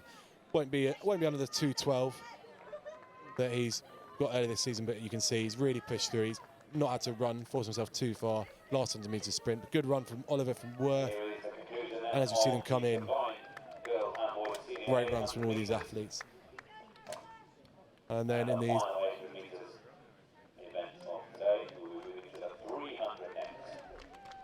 and then the one runner in the senior girls, 800 metres from Seaford. Great run from her as well. And so obviously bring the girls racing there just means that she doesn't have to run the race on her own. with just one entrant for this heat, yeah? Yeah, definitely. So it just gives her the opportunity to sort of take the pace off the other runners. So great to see her competing alongside the boys. So it's well run, and it's a great result there for this year's champion. This year's champion will be Alex Field from Eastbourne. So well done, Alex. Great run there. And a really good run as well from Oliver Goodridge McHughes from Worth. Might be enough to take him into a medal position. Great to see. And Harry Chung from Online was 4th there, which should give him enough points to stay in 2nd place overall. And as one runner in the girls, it all depends on who turned up, who was here in the previous races, where it brings her. But she's, by running and crossing the line, she's guaranteed 16 points. Yeah, definitely, and that's this whole commitment to turning up each week and running, and I think going to get 16 points there and could end up with a medal depending on how many competitors have run throughout the season. And so if you get the girls running against the boys like that, I mean, just, you know, the girls don't mind it. It's like their paces, helps them, like, you know, well, saying that, I run with my wife and I don't pace her because she's too far in front of me. You know, but on these shorter races, it helps them from that point of view in the development. Yeah, definitely. I think in middle, I mean, all of our middle distance runners will train together. So for the 800 and 1500s, they'll all train together, and it really does push them on. And I mean, I don't think it's a case of the girls are better than the boys are better than the girls. It's very much that we have our runners, and different people who are running are going to be. You'll run with people who are similar paces, so you often see in marathons, for example, that the paces in the women's marathon will be male runners, because if they had female pacers, they'd probably be running the marathons themselves. Yeah, but then they just run part of it, don't they, and then just drop out. Isn't that the tactic? Yeah, they'll only run 30. They're a bit lazy. They run 13 miles and then just give up. Oh, is it worthwhile? 13 miles? I mean, goodness me. I've offered to do the first 200 metres previously, but. Well, you weren't quick enough. No, I wasn't quick enough, that's true. Got up a bit late and missed it. Hats off them. Now, 1500's our furthest event that we do. 5K, 10K, why don't we jump into that? Well, we often do, we actually do the 3,000 metres at our girls' event at the start of the year, and that's one that doesn't often get run, and also 400 metres, the 400 metre hurdles, which is one that we like to run when we run our events at Hurst. I think it's just a case of time, really. Your average sort of meet will take, I don't know, roughly 3 hours or so, so 3.5 hours. So it's just the time to be able to run one of those. So yeah, I mean, like, obviously you bring these lads along, the boys and girls along. You've got a 5K in here. That's a lot of commitment, and you're not going to get too much. Obviously, you're going to be one heat. You're not going to be able to have a final, etc. Although it's all done on the times. And so, do they, when they get to the county level, do they run more of those, and that's where they get the opportunity to run them? Yeah, there's a lot of events that will go on if these guys are representing clubs, and they'll do sort of longer races, but they're actually limited at this age. I'm not sure the actual distance, but how far they can run in a day, because you don't want them to be. They're still sort of developing as individuals, both sort of mainly physically, and it can be quite stressful running that for that longer distance. In a competitive level, they'll often run it in training. In a training session, they'll run up to around 5K in a training session, but that's not in the competitive level, and you just don't want a situation where they're sort of really forcing themselves and they could pick up an injury or that kind of thing. But we do, they do compete in steeplechase at the county events, which is always quite entertaining to watch. And they'll have 400 metre hurdles, they'll have 4x4s, a lot of those things. So it's great to see them taking part in those, but often not always week in, week out. Absolutely. Now, the other thing we were just talking about, 300 metres, you don't normally see this. Now, I come from, obviously, if it's in the Olympics, if in the World Championships, you see it. There's a 300 metres here as well. I think that possibly where they're like getting ready to run from there. I'm not going to say what's the point, 'cause that's wrong, but the reason behind them getting to 300 metres, is it just once again, is it a developmental thing? So all it is the junior boys, the junior girls and the inter girls will all run 300 instead of 400. And it was changed a couple of years ago. If I'm honest, I don't really know why. It's very much that they say, because the 400 metres is still a sprint race, so it's the longest of the sprints. So the expectation is that you sprint the whole thing, which is why you often see sort of people building that lactic acid up towards the end. And once again, it's just like that's down to the opportunity to, you know, from as much as possible to involvement, participation, right across the board. Yeah, definitely. I think if you turn around to half these races today, you'd say, do you want to run 400 instead of 300? They'd say absolutely fine. But it is just, again, that developmental part of it, just getting them to run that shorter sprint. So this is the 300-metre. Yeah, the junior girls, the under 15 girls, 300 metres. So currently leading is Lily Stewart from Hurst, who's in the inside lane here. So already taken home the gold medal in the 200. She's on 32 points. And I think this potentially could be double heated. So again, great to see so many competitors from Burgess Hill in here, and a couple from Seaford, and I think it's Eastbourne on the outside. And Worth as well.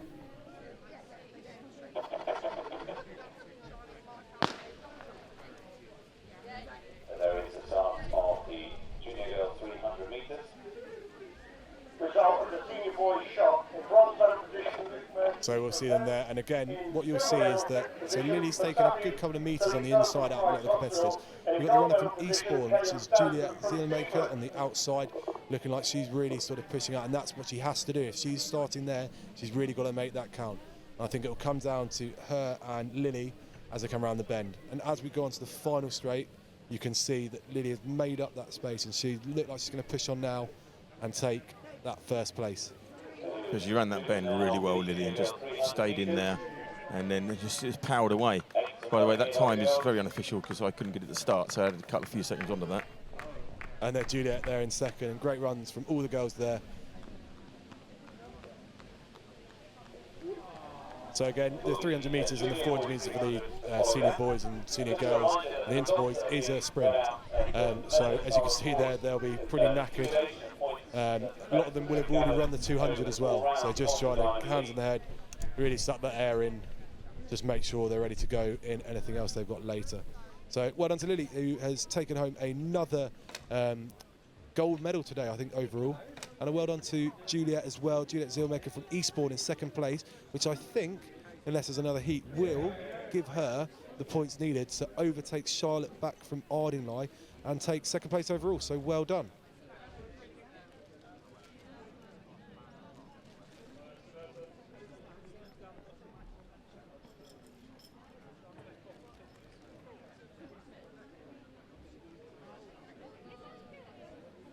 Inter-boys high jumpers, please can you make your way to the high jump area? That's inter-boys high jumpers. Thank you.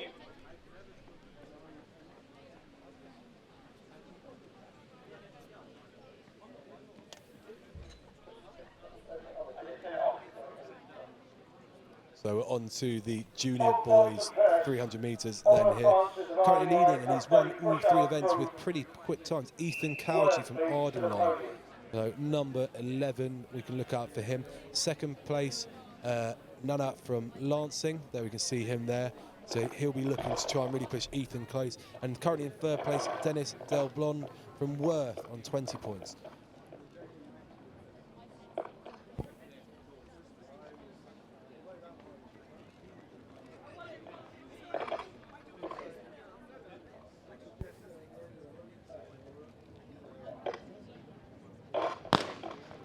They're off first time there.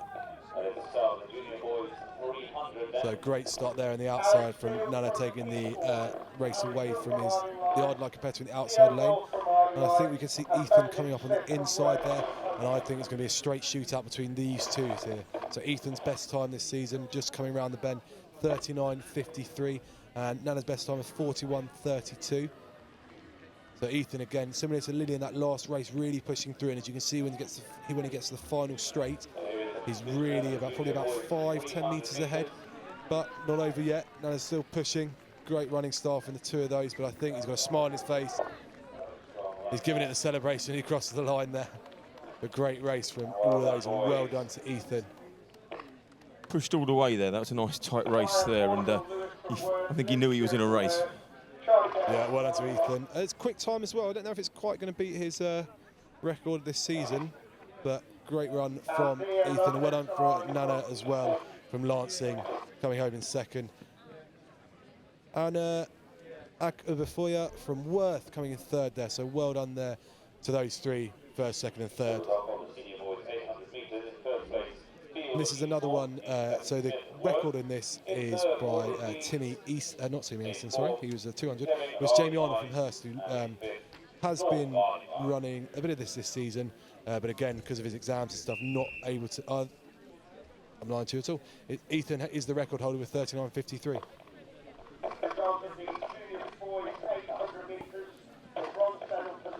So into girls now, into girls 300 metres. So currently first place, Maddie Van Zagny's on the left of your screen there. Maddie, and as we move across, second place, there we've got another Maddie from Beeds there in second place with 30 points. And Grace Buckley from Mayfield, who I don't think is competing today, with 16 points. So ones to watch here. The two Maddies. You've got Maddie from Hurst, who is at the front of the left of your screen. And then in the centre of your picture there, Maddie from Beeds, who is currently on 30 points.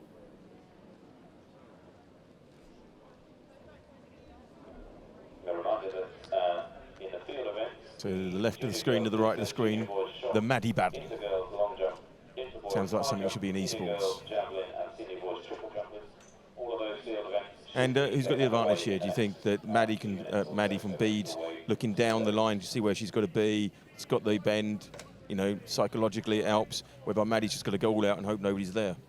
I think it would just be that sort of personal preference again. I think very much for Maddie from her, she doesn't have anything to worry about other than what's in front of her. It's just go for it. And it could be that if she starts to pull away early on, that can play on your mind if you're sort of following behind. They both started well. And I think actually we've got Maddie from. It's going to be very confusing, isn't it? Yeah, well, Maddie from Beeds. Maddie from Beeds is closing, yeah. She's a phenomenal start, that really powerful going through. Eating that up and coming off the bend, that's going to be very. Well, she's going to have a lead, and she's really there. You can see she's pushing it there. Great, powerful run there. But has she gone off too fast? This will be where it really sort of shows. Well, this looks like it could be about 20 metres difference here. But she has started slowing a little bit. Great to see the Izzy Rosen from Burgess Hill also pushing there. I think Izzy's got second at the moment. It looks like Maddie from Beeds is going to have enough to hold on. So well done to Maddie. I'm not sure, and great, and the other Maddie from Hurst, coming through to take second. So he's come through to take second, which might give her enough points, I think, to take home the gold overall. But well done to the two Maddies, been really competitive over the whole season. So well done to Maddie Baldwin-Charles from Beeds for winning that race, and Maddie Van Zagny from Hurst. Comparing spellings, they are spelled the same, don't worry. Yes, they are. I checked that earlier when I was looking it up as well, deciding that they'd look different, and thankfully they did. But excellent run there, the two Maddies, and coming in third there, right on her heels, your girl from Burgess Hill. So Izzy Rosen there from Burgess Hill coming in third. So great run from all those 5 athletes. And again, it just comes down to who's attended the most meets, and they've probably got their points to take them home. So I think we're going to have a 1-2 for the Maddies. Maddie Van Zagny in first overall, Maddie Baldwin-Charles from Beeds in second overall, but that was reversed today. And now we're on to the 400-metre boys. Yep, so we've got one of the Arnold brothers here. Those guys. So there's Jamie Arnold. If we look at him, his best time this season, 53.93, and he has been unbeaten so far this season with 48 points. So fair to say he's favourite.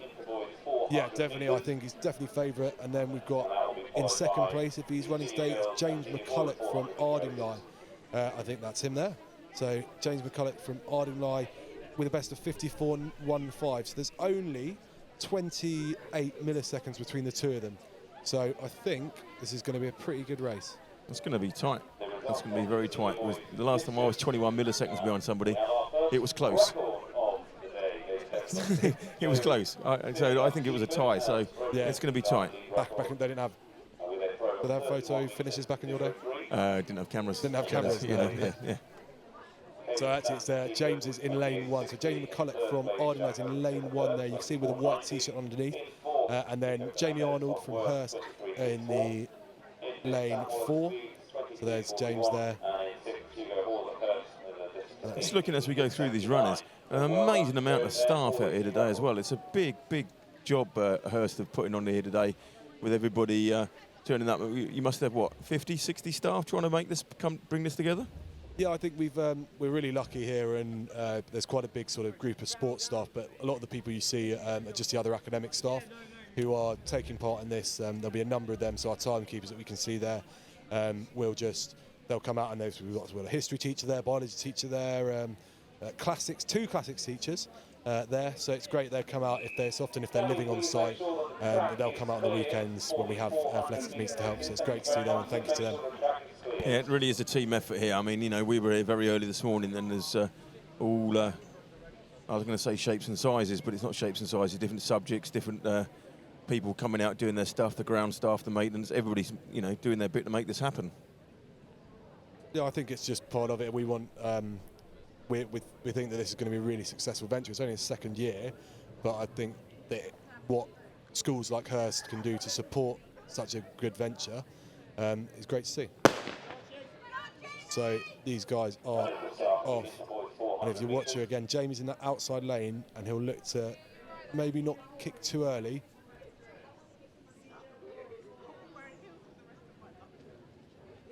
James McCulloch's already eaten up on the inside there of his fellow runner, and he seems to be pacing it.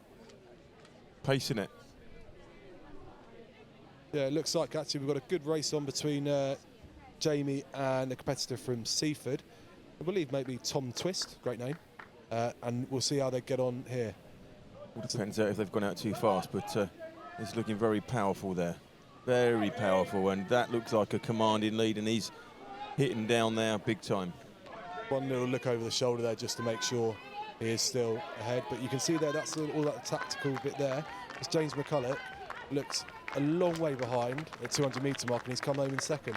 So great run from all four competitors there, and well done again to Jamie Arnold, who does the double. I think he won the 400 last year, so there's Jamie, a bit tired.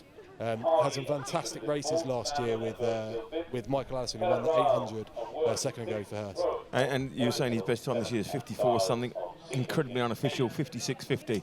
That's a nice, good competitive time. Yeah, no, really good, and I think again it's a bit of a slippy track, and there's a lot of things going on. It's probably not the best conditions to run, and you will often see that if on the tartan track people will run quicker times. And in the 100 metres, interestingly, we used to get a lot more records because we used to run downhill. So there's a slight slope from where the finish line is now to the start, whereas it used to be we now run up the hill, so it finishes at the pavilion. So you would, it's a bit like wind assisted. Do you have any descent hill assisted times? Do they take, you know, like you have the wind and you take that into account with the throw? Do you do that at this level? Not really, because usually it's usually flat. But I mean, on a grass track, I mean, a lot of the stuff here. I mean, we're on a grass track, but we've also got we're not using electronic timing. But the whole point about it is we do enough to know that the winner's the winner, and the records. We've had loads of records being broken across this season, and it's just fantastic for these kids to see. And if it's a millisecond, then it's a millisecond and it's a record. And I think it's just an opportunity again for them to be able to go home and say, not only did I win this race today, but I beat my PB by half a second, and then they're constantly challenging themselves. Absolutely. The girls 400.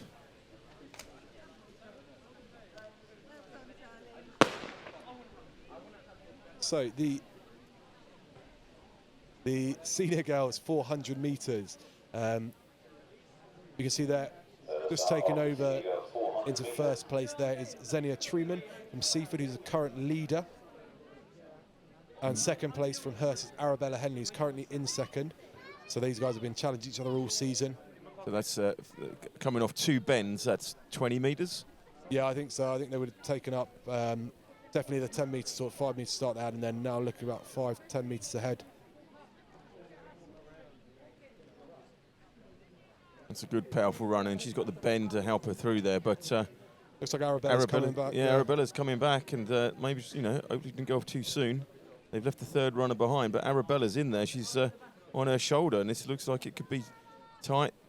She's just picking up again now, and just like powering through. She's kind of like just ran that bend nicely and saved enough for the home straight. Yeah, great to see. I mean, these two have really pushed each other the whole season. I think then you can go home and say, well, I've actually won it overall, and I think she will have done definitely with the 16 points there. But great to see it. And again, it's just with the athletics, it's not like rugby where you're sort of playing a different team every week and things like that. These girls and boys will be competing against each other week in, week out. And what is great to see, it's never too much of that sort of, oh, well, I've got to go beat this person this week. They will sit there, they'll have a chat with one another, and they'll become good mates, and they will push each other on as the season goes on. Yeah, I mean, obviously it's kind of like, you know, if you've got somebody that's constantly beating you, I mean, all the great duels in all sports, you know, and you watch it and see, like, Federer and Dow, you must think, you know, Federer thinks, oh, I wish he wasn't there. But no, he wants him there. He wants those, that constant opportunity to do it. McEnroe said that he retired after Borg called it a day. And so, you know, I know it's different with the level here, but at least they, you know, they've got that constant competition. It's not like you think, oh, I don't want to run anymore, she's going to beat me. It's about making yourself, and like you say, it's participation's the main thing, but in athletics it's very much 1, 2, 3 who comes across that line. Yeah, and you'll see it, and I think there would have been a lot of 100-metre runners that said, oh, why am I competing against Usain Bolt? But in the end, there are people beat him. I remember when Johan Blake beat him, and it was very much, well, is this the end? And it wasn't, because Bolt just then won everything else. But that's that challenge, and then if you do get over the line and get ahead of that person, it's a real sort of personal triumph. Absolutely. So this senior boys 400 metres. Three competitors from Ardingly who have been challenged together all season. Our current leader overall is Bradley Franklin, who's on 48 points with the best time of 55.53. That's a powerful run he's gone off there, and once again, obviously 400 is always very difficult to know, but he's gone off powerfully, but that's not that too big a lead with 2 bends. I think they're going to be tight as they hit the straight. Yeah, definitely. So that's looks like Sam Tarpey from Worth, whose first time he's run this season in the Diamond League. He has taken off quickly, and it looks like, though, as you can see, just coming into shot is Bradley Franklin from Ardingly. There's a reason he's won the last 3 events. So you can see him here really pushing, but Sam's not giving up here. Nice. They're both digging deep. They're both digging deep here. They're having to push for it, having to push. And I think Bradley's just going to have enough to take the win, all 4 this season. With a quick time there, around 57 seconds, the best of 55.53 this season. So really pushing through there. So I think Sam went out strongly and kept with it, but Bradley shows his class there. And we were saying earlier, the Tartan track, how much difference? I mean, if you run basically it's sprung related, you know, it's kind of like, you know, it gives you that much more. Were you talking a couple of seconds for 400 metres? I think it just depends on the day. I mean, if grass tracks are dry, they're really quick. So I think it's just, even if a tartan track gets wet, then it's not necessarily too much. I just think you're going to get maybe a couple of milliseconds in 100 metres, right, if that. But it just depends how you run. You can't say I didn't run very well because I was on a grass track. Yeah. You could really see the determination on the faces there as they were coming across that line. Really got, you know, digging deep. Yeah. Which is great to see. And some smiles there. Yeah, I don't know if that's a bit of a grimace there from Jansen Lee from Ardingly, but he's still there. But well done to Sam Tarpey, and there's our winner, Bradley Franklin. He's won all 4 this year. Well deserved. And he'll be looking to come back next year, no doubt. And if he's in lower 6th, he might be in upper 6th. He might be going off to run competitively at uni or beyond. And so just seeing there the starters is every competitor have their own starter that has their own stopwatch. Is that the kind of guys behind it? So what will happen is when the gun goes up, you'll have all the starters will start their stopwatch, and they will usually, what we do here is time place. So there'll be a person in charge of first place who will just go, right, there you go, start first, off we go, second, go, and they'll go grab their person. And as I said, we've got Steve May down on the finishing line there, and if there is any controversy, we've got the iPad, so we've got the app on the iPad where we can scroll through, and it does like a photo finish that we can really scroll through, and it gives you like frame by frame, so it's good. Nearly as good as a live stream video. Nearly as good as that. Excellent stuff. So a bit more long jump. Now you can see the weather's cleared up again now. Our overhead camera's even managed to lose its rain, as we can see there. An amazing setup here we got there. The church in the background. I think, if I remember rightly, about 700 that holds for your weekly What would you call them? So we have a weekly chapel service on a Friday. It just about holds the school. We could do with a few being ill on the days, but just about holds the whole school. So we're over, including the prep school, we're over 1,000 now. Wow. So it is a bit of a tight squeeze. It's not been changed since there were only 300 kids there. But yeah, it's usually, I think it's 820 or something in the senior school, so we have to squeeze those all in with all the staff as well. So safe standing areas only? Yeah, we're looking to go. The FA won't allow it though, so we're going to look for it for next year. Quite right too.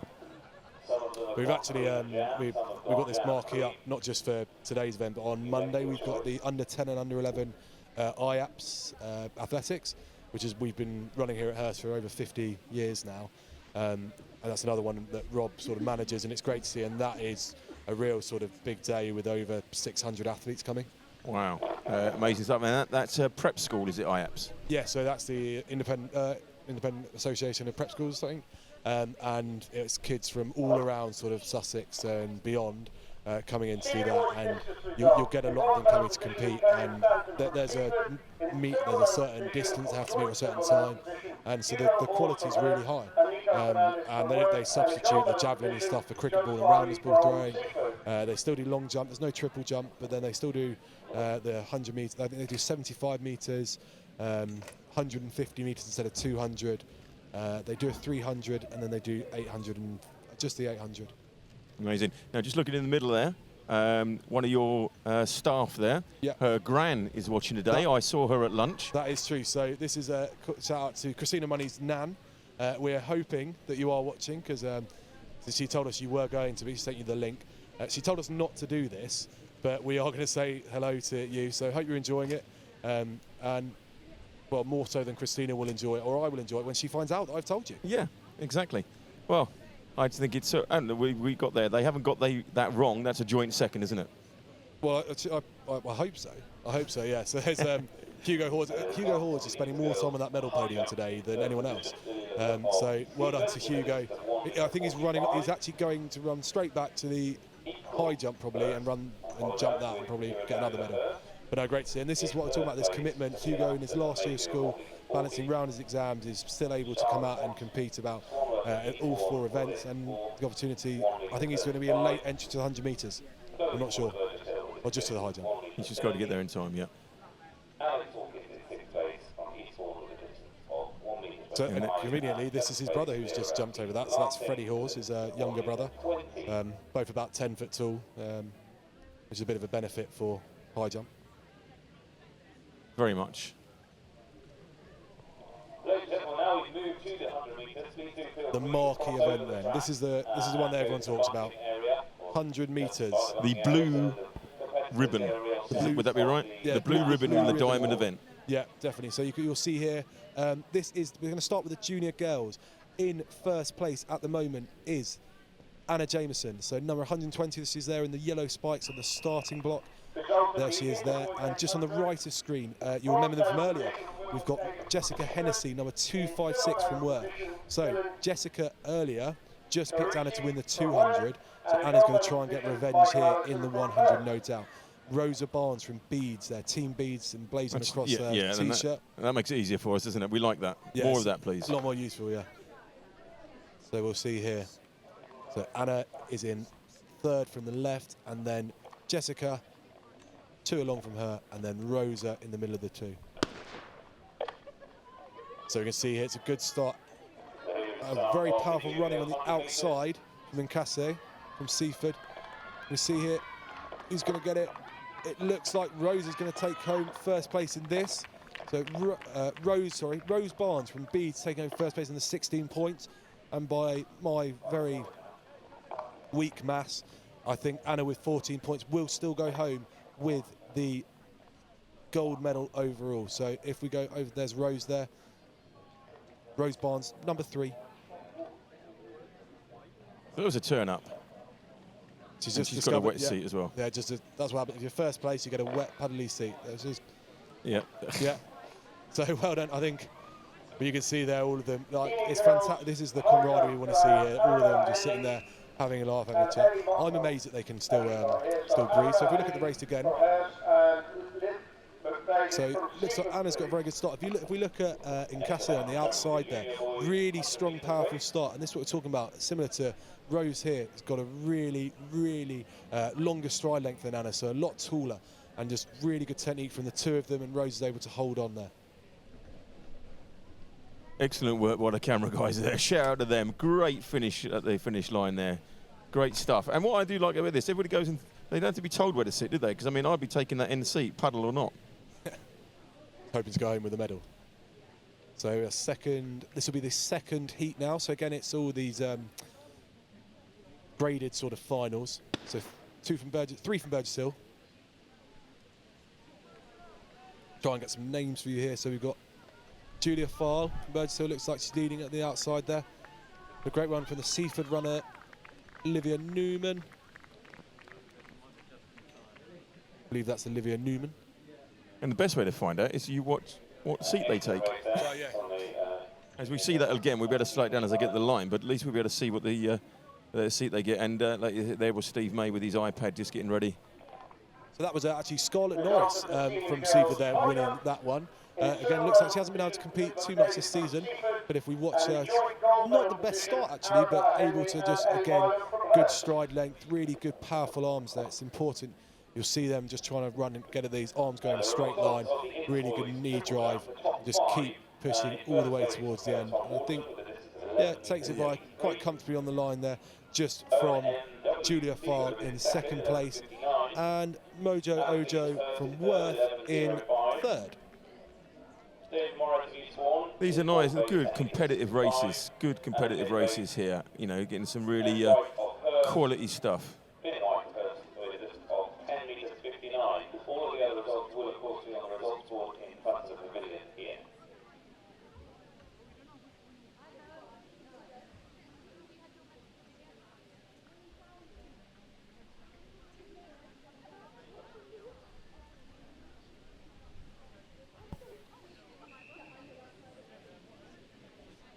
So here we go. We're now into the junior boys. So ones to watch here.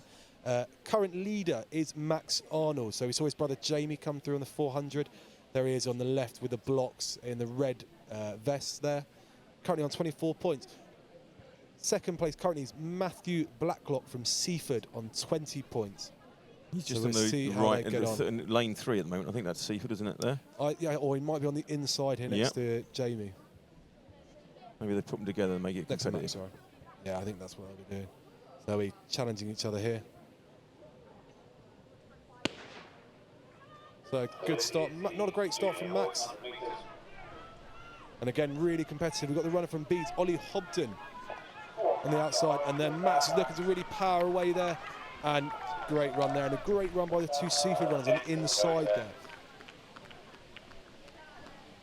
So sorry, I was going to say that what's good is you've got pairs from these schools as well, haven't you? Which is like, you know, you've got a couple of Seaford runners, a couple of Hurst runners, and it kind of helps with that camaraderie as the year goes through to keep pushing yourself on. It's great to see the numbers.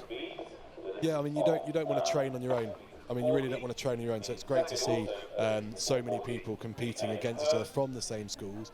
And next weekend we've actually got our sports day, and it's interesting because sometimes we end up having like someone who's the quickest in the athletics team running against one of the cricketers, who ends up being a lot quicker. And it's obviously what they end up what they're going to choose to do, and you know, you can't do everything, can you? No, definitely. I think I think our current javelin record was held by someone who was in the first team cricket, and whenever the cricket got rained off, we just put him on a bus and send him to the athletics to throw. Well, I remember I doing the discus when I was younger. Must have been 11 or 12. Did it all week practicing, and my mate came out on his way home, and the teacher was there and said, "Oh, have you done this?" He went to know, and he did it, and he threw twice as far as I did. One throw, and I was there all week on it. Absolutely devastated me. Do you still speak to him? I still speak to him, but I'm still having therapy, which he pays for. So we're into the inter-girls 100 metres now, and then on the outside there, number 132. On the blocks there is Flo Rathbone, just going out the shot now. So Flo Rathbone is the current, she's already won 2 of the races today, the 200 and the 400, and she's looking to try and get her 3rd gold medal of the day in the 100 metres. So there's Flo on the outside, looking as well at Amelia Bottrell from Eastbourne. And Olivia Cornwell from Hurst, just in the inside lane. But it looks like Flo is going to go all the way through. It's a great run again by Flo. Well done to Flo there. That'll be her 3rd overall medal of the day and of the year. So she's current 100 metre champion, 200 metre champion, 400 metre champion for the... And so she's not allowed to do cricket or another sport when the legs on. When you're doing stuff like that, that's pretty competitive stuff. No, so I think actually probably our most chosen sport in the summer for the girls is our girls cricket. But, girls athletics and girls cricket are major sports for them. So great for her. But obviously when you're running that quickly across 100, 200 and 300, you're probably just going to do that. Another gold for her, well done. Absolutely. Here we go again. See, it was a good, solid start, and really she's kind of got the race from the start there, and then she just starts to pull away.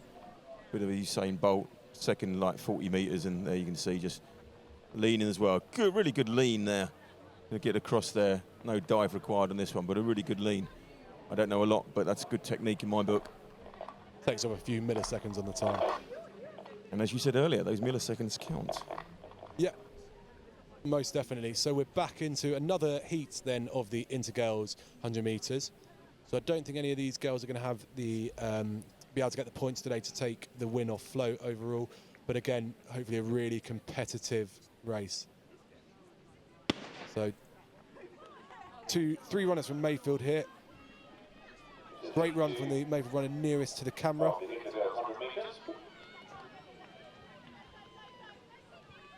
That looks like Dee Dee there from Mayfield. Great run from her.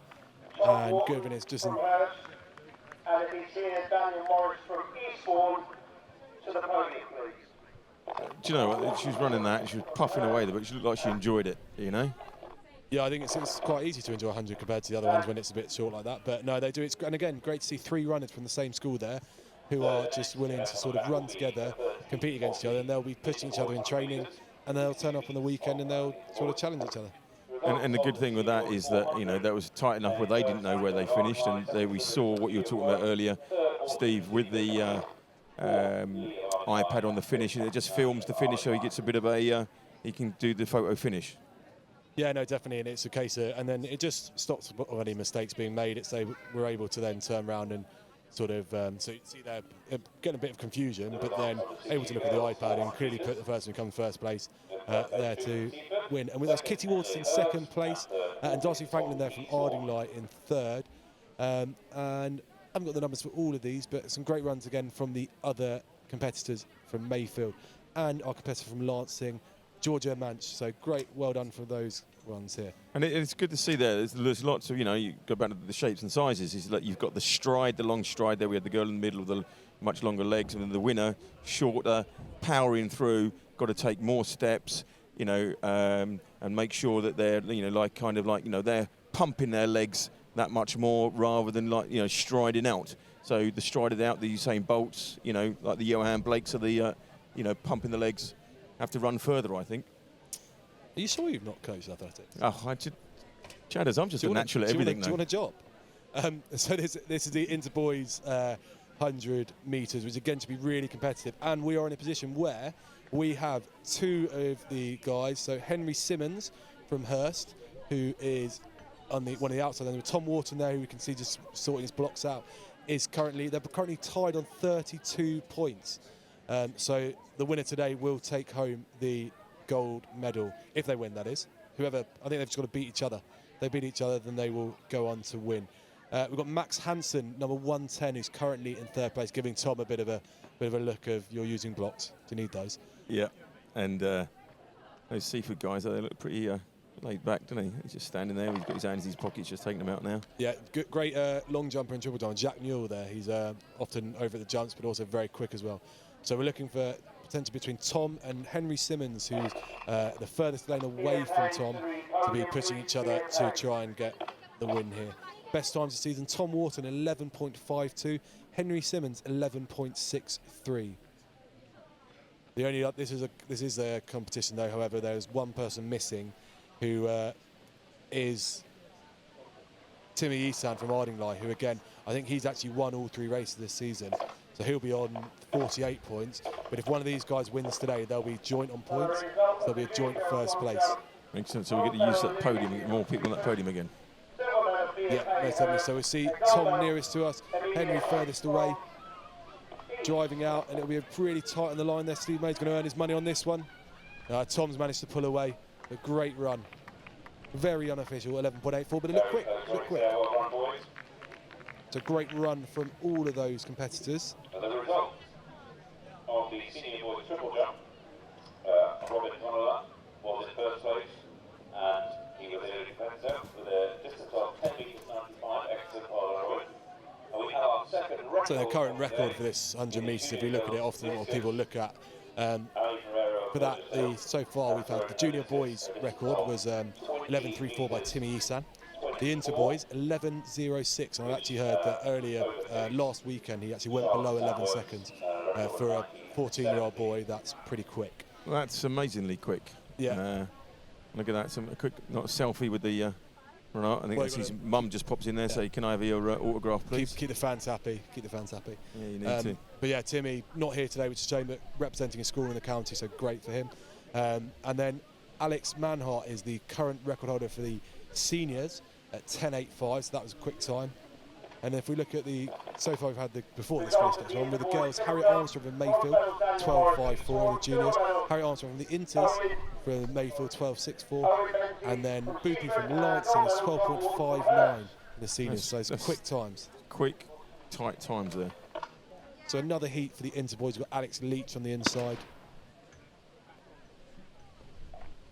from Hurst. So 2 Hurst runners, 2 Ardingly runners here.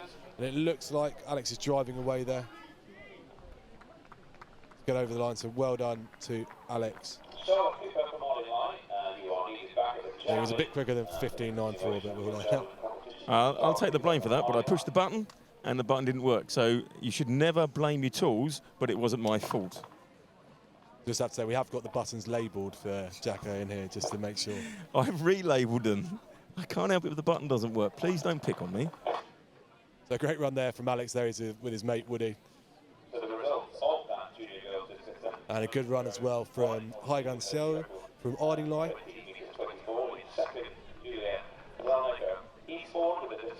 And basically he's had this from at the start, really powerful. Arms are whipping through there, you can see that. Excellent technique there. Arms, elbows, knees, everything pumping. And then you see the lead at the end there. Across the line to take the tape. Yeah, great run from Alex there, so well done. Good run from Will Erickson as well, and Connor Cairns from Ardingly, 3rd place in that heat.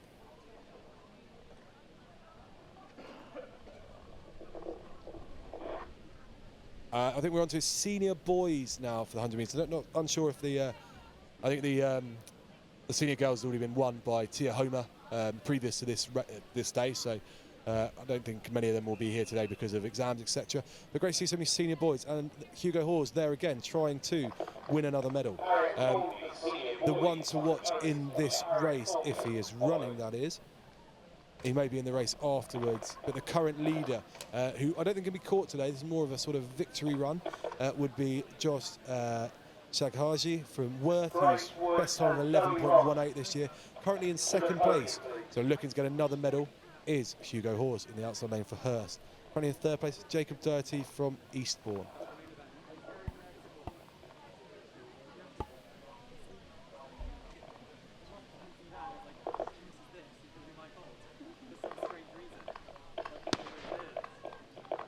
There are often no problems there to watch.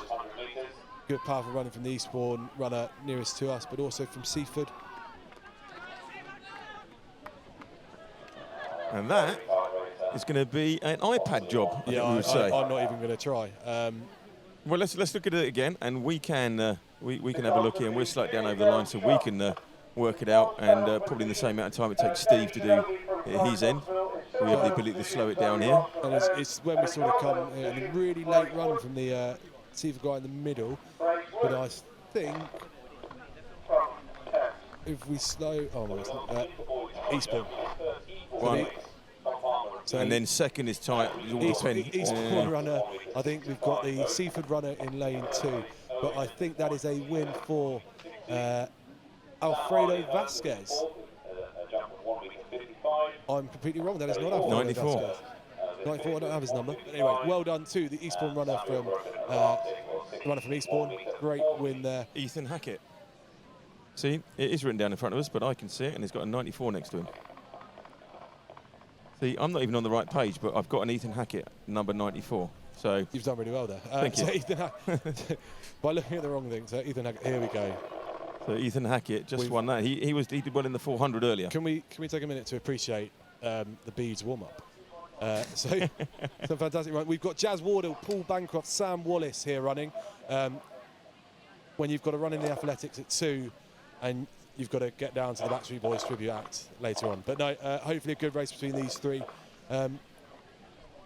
Sam Wallace, clearly the ringleader in the dance routine, but great to see the 3 of them competing against one another. Senior girls 400 metres in bronze medal position, Ella Danson from Christ Hospital. In silver medal position, Arabella Henley. Some big smiles on the faces there. They're laughing.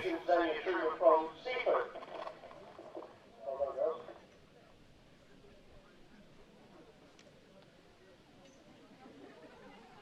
Holding them on the line for a long time. So we look at the 2 on the inside then. So the 2 Seaford runners here, really pushing each other. Again, Steve May going to have to do, I think the runner on the furthest away from the camera there, doing really well and taking the win. And I think what we had there was one of those dives from the World Championships earlier that we'll probably go back to and have a look at. So like a team effort from the beads lads, though. I think that's what you call that. Yeah, I think they've decided to run together.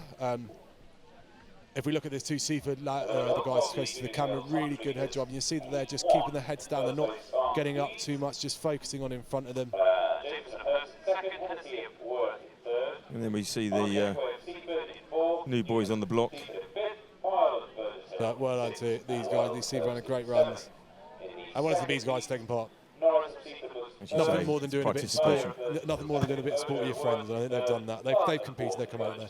Not going to trouble the scorers on this occasion, but they have come out and had a slight job. That was Jazz Wardle, Paul Bancroft, and Sam Wallace from beads. So next on the track, it looks like it's going to be the 1500 metres.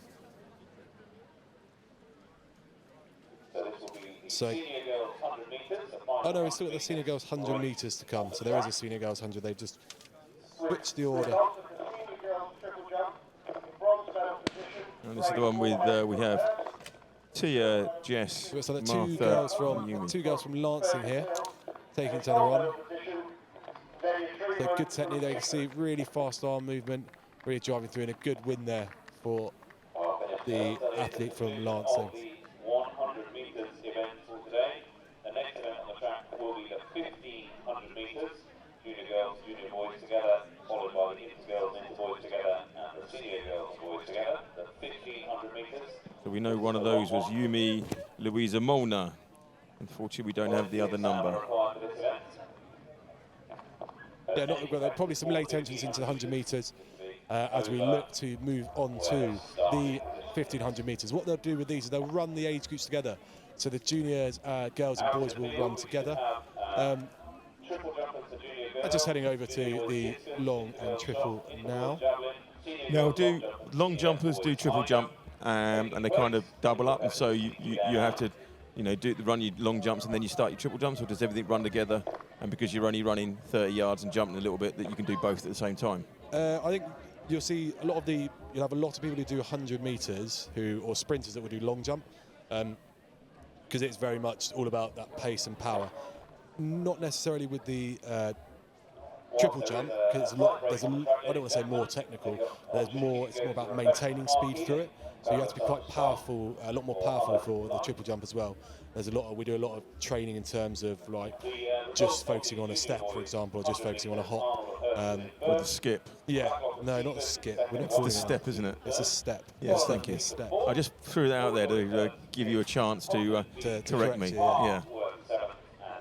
So looking at the 1500 now. So in the 1500, if we look at the boys first, so Edward Harkin from Worth is our current leader with 48 points, so 1-3. He's best time of 4:45, so just under 5 minutes. Winner was Wharton and Hurst, second Simmons and Hurst, third Newell. So this is going to be a tester for us, because we're going to have to tell you who wins the boys and then be on the ball to pick up the girls coming in. Well, I say that, like I say before, if we were doing this running with my wife, we'd pick her up first and then me. So I'm saying the boys because I'm being on generalisations, but more than likely the boys will come in first and then we'll look at the girls. So it's going to test us with our names and numbers, cameramen and director here. Most definitely. We got some in the girls' race as well. We've got Tallulah Sullivan from Hurst on the outside, and then Amelia Bickenshaw from Seaford, who's currently on 32 points. If she's running today, will be another competitor. So great to see again that so popular. I mean, it's not a race that many people you would probably jump to. There's on the left-hand side of the screen next to Simon is the Hurst distance coach, John Clements. So he focuses on just the middle distance runners. Into boys high jump result. In bronze medal position, Gabrielle Lawton from Christ Hospital. In silver medal position, Freddie Hawes from Hurst. And in gold medal position, James Toppington Parker from Hurst. And this is the, would you say this is the blue ribbon of the middle distance, the 1500? Is it just me that Ovette and Co and then Cram made the race that we all watched? You know, or is it generally seen that in the middle distances this is the race? I think between there's not much between 800 and 1500, but I think you'll get a lot of people that will run the 8 and run the 15. But also, there's all these talks about would Usain Bolt go up to 800 if Mo Farah ran 800 against him, and who would win with all that? And it's I think that you'll have a lot of these 1500 metre runners who will run beyond that distance. So we spoke about 3,000 metres earlier. Why don't we do that? A lot of these guys would go up to that distance. They do cross countries. They'll do park runs and things on a weekend. So they're definitely capable of running a longer distance. And that's the stamina training required to, build yourself up for these events, most definitely. Yeah, I think so. And I think we're lucky the sort of rain's cleared up, because you often see your longer distance runners are going to be much more slight, not as perhaps muscularly built as the sprinters were earlier. As the sprinters need to be. So in wet conditions, it can often be a horrible race to run in. But luckily, it's cleared up now. It doesn't seem too windy out there, so they should be able to go for a good time here. Any of them going to break the record? For the junior girls, 5:11, and for the junior boys, 4:45.06, and that's by Edward Harkham, who I think is running today. But we can see the flags on the left there. There's just a little bit of rain in there, but that means that they're going to be coming down that 100 metres home straight there into a headwind, and that's going to make records very difficult today. Although saying that, obviously it goes without saying that the 100 metres the other side, the middle 100, is with the wind at their backs. Yeah, definitely on the back straight. You'll see in the back straight it's slightly downhill, so they'll be pushing there. But this is when it comes to, we just had a red flag there from the timer, so we're not quite ready to start yet. But it'll be tactical. When you're doing 3.5 laps of the track, 3 3/4 even laps of the track, it's really going to be tactical, and they've got to maybe work together. There'll be a couple of these guys that will run together week in, week out. And so they're all. So the timers basically have just got to get themselves ready, and that's what they're waiting for at the moment, is the signal from the starters, telling them they're ready, that they can start the race, and then they've got a starter down there ready to start that race. Yeah, definitely. I think the big thing will be, because they've gone from having maximum 8 in a race to almost 12, 13, 14. They won't have 14 timekeepers, so they'll have to sit there and go, right, who's doing this, who's doing this, who's doing this, and there'll be one of them at the start who's just on. Who will be the sort of overall timer. And so they will, as they come in, they'll record the time, like you say, but they won't have a timer for each person there. It's just like, as they come in, it'll be called out and somebody's going to record it. Yeah, so as they're running, there'll be one person who's in charge of sort of giving them their lap time, so they know sort of where they're pacing themselves. And then someone will be in charge of, so they'll say, I'm going to time number 1 and number 2. I'll time number 3 and number 4, 5 and 6, that kind of thing. So they'll have to time more than one. Okay, yeah, that makes sense. Otherwise, it's without the starting gates and the light flashing, it's going to be a lot of A lot of stuff. Now, they also have a lap counter. That will be on the side of the go round. And the bell, that signifies the last lap, Yeah, which everybody likes to hear. Yeah, the last one to go, and then you really know that to give whatever you've got left. What do you think came first, the bell for the last lap or last orders? So is last orders based on this is the last lap, or is the last lap based on last orders? Are you asking me what came first, beer or athletics? Is that the question? I think it's you might be drinking your water, in the bar, but it's your last chance to get it. Yeah, true. I'm going to say the bell for last orders. Okay. Would have been before. So we're off now, though. So again, great to see. We've got 4 runners from Birdshill, 3 from Hurst, a couple from Ardingly, some from Worth, Seaford, Lancing. So that looks to be. We've got the 2 Ardingly runners, and they'll probably work together, these two, just running together to make sure they can not have to challenge themselves too much. Got the Lancing runner as well there, I believe, is Joe Fry's out towards the front.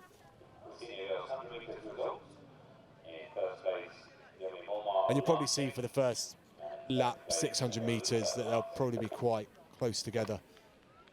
And you can see there that the just behind them, I was going to say 2 girls that are going to command that race as well, but it's not. There's another. You got a Hurst runner in with the leading pack of lads there, and they're just taking it very slow, dictating the pace completely. A couple of Hurst runners hanging in the back, and then the other girls coming in behind there. So it's all pretty tight, and a little catching heels there, but they're spreading out now and settling down after the first third of a lap. That would be. Yeah. So what you'll see is you want to see these. If you're still in it with about 600 metres to go, if you're in that sort of front pack, I mean, there's 6 of them there, going from the 2 Ardingly runners. We've got the Lancing. We've got Ed Harkham there from Worth, who's the current leader, and it's still a long way to go, and he'll just be hanging in there thinking, if I'm there or thereabouts, I should be able to go on and win this. And Tallulah as well, she's sort of kicking on, but it's nice, again, for her to be able to run with these boys and just be able to sort of stay in that race. And then she's got some people pacing with her, that kind of thing. She's not running sort of into that headwind too much. Yeah, we can see the rain coming back there, but it's obviously at the front, you got the wind, you got the, or you can just kind of like just settle in behind there and take the headwind off you and let the runner in front do the hard work. A bit like being in the peloton, you can move to the front and move out, and there's no race orders here as in like you do it this lap and do that, because he's just going off on his own. Yeah, so at the moment we've got Ollie Francis at the front for Ardingly, so he's sort of really pushing on here, and I think he may feel that towards the end. Just in behind him, Joe Fry from Lancing, and just from behind him, Ed Harkham. And Drew Jameson now, just from Hurst, coming to sort of come around the outside. But again, he doesn't want to push too far out into maybe that second lane, because it just adds meters he's got to run. So it is important to just be there or thereabouts. And I think the current leader overall, Ed Harkham, will just hang where he is, and will be quite happy with where he is, because there's still 2 laps to go. Yeah, and you see the pace is slowing a little bit more now, and they're just going to I think they're just going to kind of join up a little bit again. You see in the background there where the discus and the javelin was being done earlier. But saying that, just as I say, they're going to bunch up. 2 of them just break out at the front there, and it starts opening up. Yeah, definitely. I think Ollie Francis is still out the front there, and he's not getting much help from his other competitors. But it may be a case if you just want to lead it from start to finish, that's fine, and you can do that. It's just the different tactics, isn't it? And I think really that Ed's just still hanging back there. I mean, he's won 3 times this season. He's got the potential, well, he's got the ability definitely to come and catch up with him, but it's just a case of how he's going to run the race. And there's the bell, and that is definitely for the last lap and not last orders. So now you can see that's now bunching up, and now we've got a race on our hands. Yeah, and it'll be interesting to see what Ed Harkham does here. He's still just there behind the Hurst runner, and we've got Joe Fry and Ollie Francis currently out in front. Ollie's done fantastically well here, because he's led from the start and he's just kept going. And he looks powerful. He doesn't look like he's suffering from it, and he's pulling away. Yeah, he's best of 4:57 this year, which is actually better than, so Joe Fry's just behind him from Lancing, best of 4:59. So hopefully he can sort of kick on to the end now, because he's run this race really well. I think in the girls' race still we've got Tallulah Sullivan leading still for the girls. So this is the key bit, about 100 metres to go now as they come around that final bend. Has Ollie got enough just to keep ahead of Joe? And look, here we go now. Ed Harkham. He's coming up there, yeah, Mo Farah style, trying to pull that in. I don't think he's going to. I think he's going to run out of race. A big kick by Joe, and Ollie's kicked as well. I think this is a fantastic. Oliver Francis, that is the run of the day, I reckon. In these conditions, really pushing on. A great time of 4:59, which is not easy to do in this time. So we see the other athletes come in there. And there's Tallulah Sullivan there. Tallulah Sullivan from Hurst winning the girls' race, and I think that will take her to overall winner of it. Ellie McCauley coming in as well.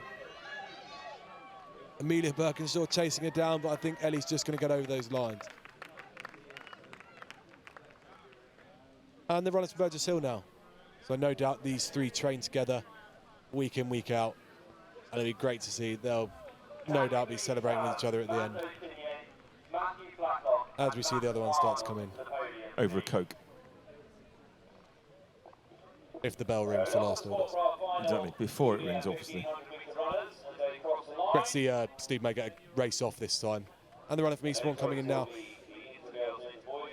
And a lot of this is with them is again his personal milestones. I think it gives you that you're not always just racing against other competitors, but you're able to race against one another as well and really sort of turn around and say, oh, I've beaten my PB by 2 seconds, I've beaten him by 10 seconds. Yeah, I mean, that's like, like why do everybody run the marathon? You know you're not going to win. It's the participation. I do the park run. I know I'm not going to be at the front, but it's all about your personal times. What you cannot even take. Can you take a second off? Can you just, lengthen your stride out and you try different things? And it is running is a personal, what is your personal race and what you can do with it, because there's only going to be one winner, and your chances are it's not going to be you. Oh, definitely. If we look here, so Joe Fry from Lance is really trying to push there, and Ollie Francis just turns on the afterburners, gets over the line to win today. And Steve May doing a great job there, directing the traffic as if he's at Gatwick, seeing the planes coming in. Yeah.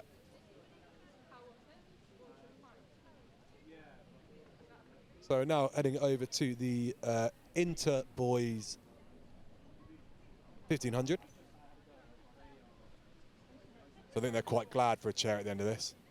Yeah, absolutely. And as you can see there, in order, the Hurst had the first couple there for the girls, and the boys get to sit on their seats in order. Makes it a lot easier for us commentators. Definitely. So if we look at the Inters now, Inter girls and Inter boys. So first place currently in the Inter boys is Freddie Dunkley from Eastbourne, and second place is Ethan Page from Ardingly on 36 points, and third place Charlie Payne from Seaford on 32 points. So real opportunity here for the three of these to go head to head and try and push on and get the gold overall. Fastest time of the year, Charlie Payne, 4:48. And with the girls, we've got Jess Shute from Seaford on 28 points. Second place, Kirsten McCallum on 14 points. So not as close, but still definitely going to be competitive. They've gone out a fair old lick on this one. In the previous heat there, we saw them just, nice and kind of steady, but they're powering through this first 300 metres. It's probably going to be sub 50 seconds.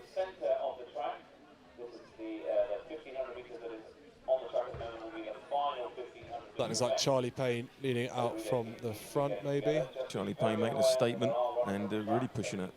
It's actually Alex Attard, so 188, not 198. So Alex really pushing out from the start. Look at that, he crossed the line in 50 seconds. Am I good at this or what? You just control the timer. Yeah. There is something in that. But can he hold that gap? Because the lads behind all seem like happy to let him go and just sit in there and just kind of going to draw him in as the race carries on. Yeah, it'll be a real challenge for Alex to stay there for the whole race. But again, it's more the fact he's working on his own out there as well. He's working on his own. He's got those 4 in a group behind him that will be sort of working with one another to try and catch, and you can actually see that it's starting to close a little bit.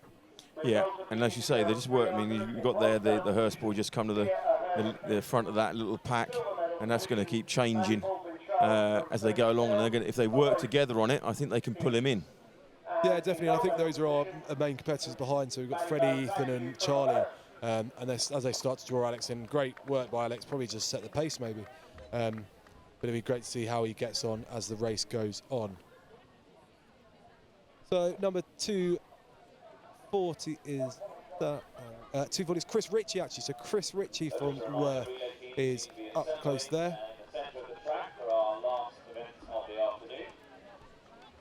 And they're pulled in and past. Just going off a bit too quick there.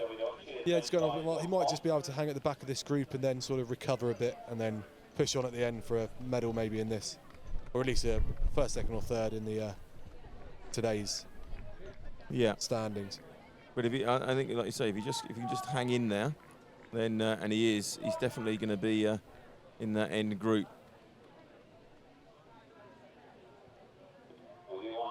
I've just seen at the bottom corner there is the medal ceremony. The Maddie, and that's a good one, isn't it? The medal ceremony. I like that, the medal ceremony. That is the worst thing I've ever said in my life. It is. Horrendous. I was going to come to that, actually. Yeah. I've just got somebody commented that I've used the word peloton when they're racing, but the medal ceremony kind of beats that, really. Medal. What's that one they do with the Kieran? I've always thought about doing the Kieran in the cycling. You know, and the Omnium. When they have the electric bike at the front. I reckon I could be on that bike, yeah. I could do that. Anyway, what's going on here? Chris Ritchie still at the front here for Worth. But again, there's that group of 4 really pushing on. So we've got a runner, Chris from Worth, the runner from Seaford, who I think is Charlie Payne. Ethan Page, so Charlie Payne, who's currently in second place in the standing, and third place in the standing, and then Ethan Page from Ardingly, who is in second place overall and first. And there's the bell. So the last lap. So nicely bunched together. I think we could have an interesting finish here, and you know, who's now got it? Who's held enough back? Yeah, it'll be interesting. Similar sort of times throughout the season. Charlie run the quickest so far. There's Charlie from Seaford, and you see he's just kicked on around that corner. So that's Charlie Payne from Seaford College, really kicking on. And I think, should he win today, and Ethan finishes finishes in third, he will go on to win. But we can just see Ethan Page from Ardingly coming up now to try and get that second place. Second place should be good enough for him to go on and win overall. And I think he's thinking I can pull him in here. I think he's hanging on there. Can he get in his slipstream and then just like, you know, the afterburners down the home straight? Yeah, I'll be interested to see if Charlie's going to give a little look over his shoulder here to see. But he's done enough. Yeah, I think Ethan's having a look over. He's knowing that second's probably going to be enough as the runner from Hurst starts to kick, but I don't think it's going to be enough. I think well done to Charlie. Great win on the day. 4:48.24 on our time. Pretty quick.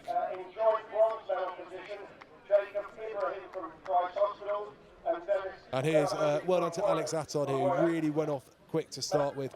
Couldn't quite maintain that pace the whole way through. A great run anyway, just to finish off here. Well done, Alex. And as we look, as our first girl starts to come in, this will be Jessie Shute from Seaford. Just coming down with about 30 metres to go. Well done, Jessie. Jessie will go home as the Diamond League champion for the girls under 17, 1500 metres. So well done to you, Jessie. Another 16 points there. So the runner for Burgess Hill, that's Alice Crackcroft, who will take 14 points there. Great run from Alice.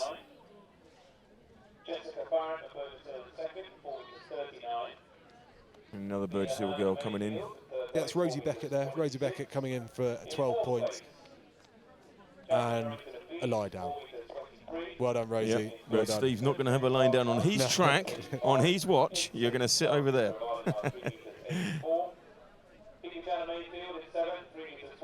So, great run from all these guys here. Not an easy event, especially when it's wet, windy, and 1,500 metres long, not easy. I think it's the last bit. This is the bit, isn't it? It's the fact that it's 1,500 metres wet, and we can see there the overhead shot. The rain's come back. We thought the Mr. Blue Sky was back for the rest of the day, but no. And you just see in the middle of the picture there, our camera guys, and they're up there doing a great job, but and trying to keep warm and trying to keep a little bit dry. But as the day rolls on, they're getting. There's Jessie. That makes it easier. She's got a name on her top. So Jessie Shoot winning there makes it easier for me.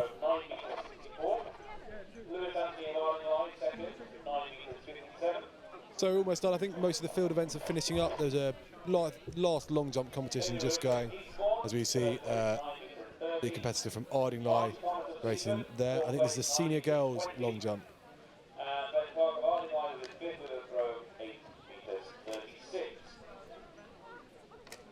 The current record in the girls long jump, if we watch that while they get the relays sorted, is by Amy Mills of Hurst. So I think she's competing today. And should she win, will probably be pretty close to taking home the overall gold medal.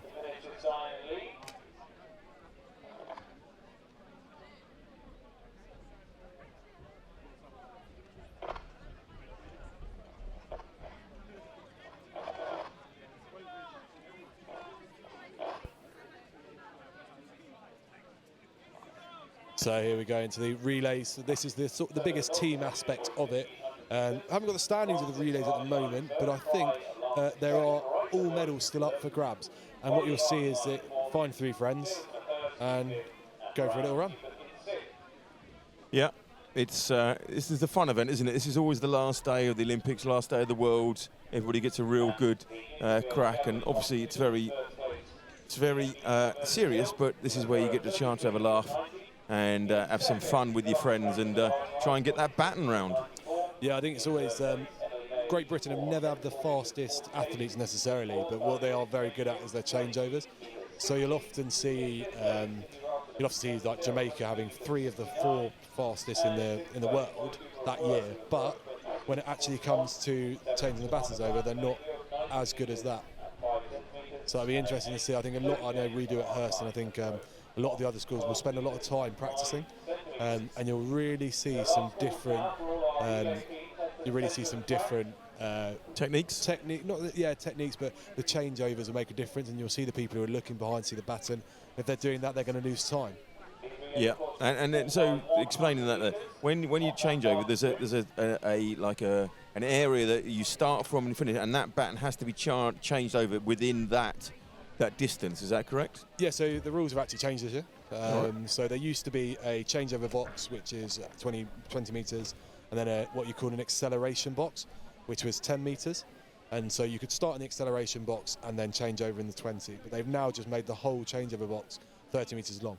And all that means is that basically your best runner could potentially run 130 metres if you wanted to do that. Or if you're feeling lazy, you could just move further up the box. But you will see, and there'll be different sort of verbal keys that people will sort of have, and there'll be trigger words that they'll turn around and say, right, go, hand, or call people's names, and then they'll move off.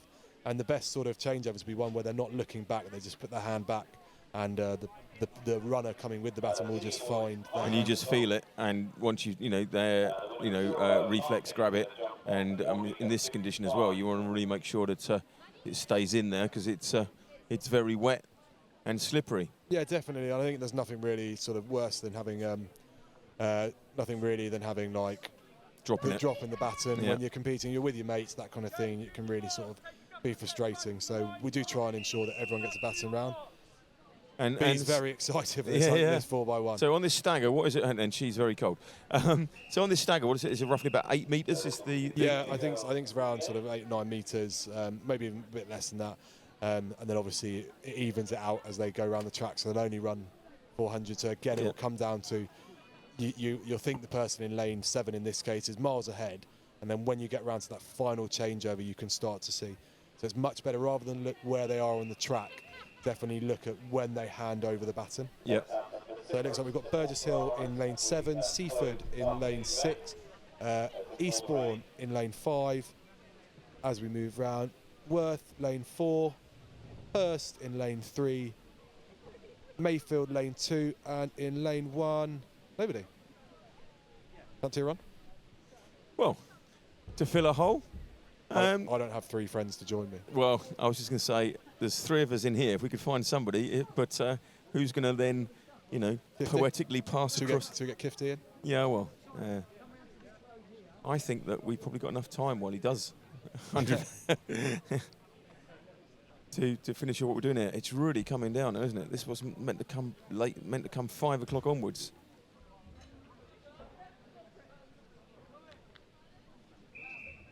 Good on it.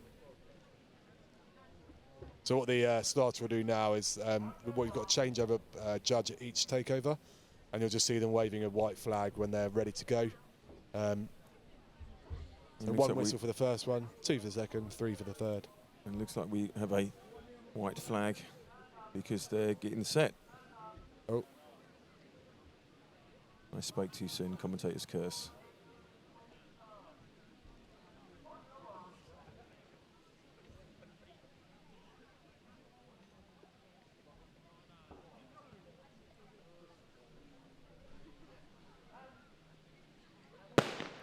So they're off first time here.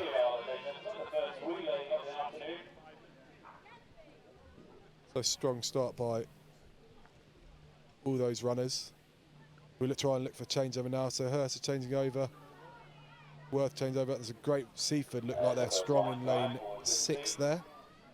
But then Hurst coming up now. And Hurst are in like lane 3, so this should even out there. And you can see So that there's 3, most of changeover. those not looking back at all, doing exactly as you said. Yeah, they sort of know, and they'll run with each other every week, and it's horrible conditions out here. But as you see, handing over to Anna now. So Anna will be taking on Jessica, who won the 100 metres earlier. I think it's going to be too much of an ask, even such a good athlete as Jessica. And it looks like Hurst are going to come away with the win in this first heat, assuming there's another heat. Worth second, Seaford third. So well done to the junior girls from Hurst. Worth there, happy with the second place.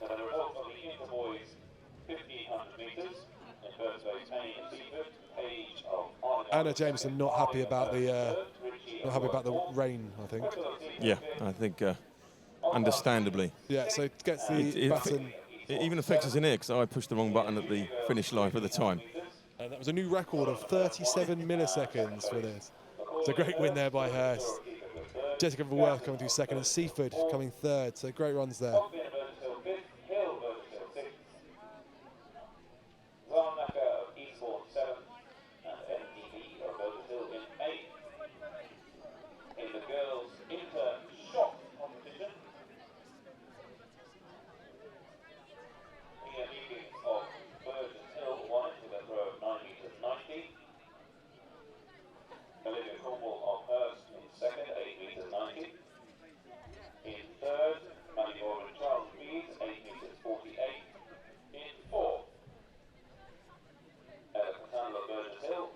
So here we go into the, what we've got now is the junior boys 100 metres.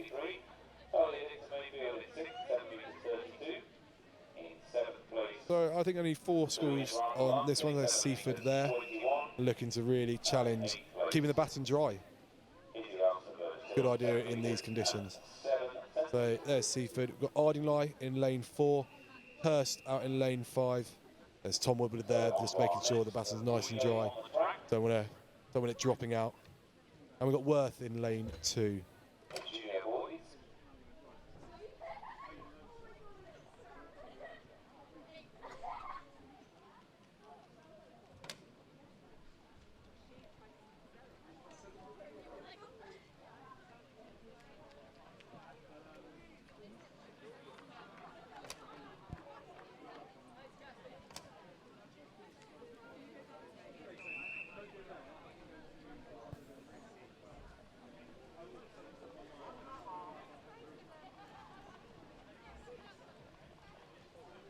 So on the starters orders then for this, the junior boys final 4x100 of the season.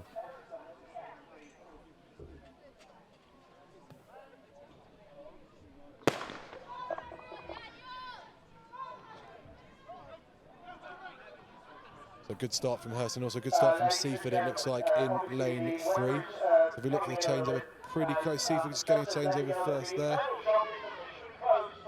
Seaford really powering away down that back straight.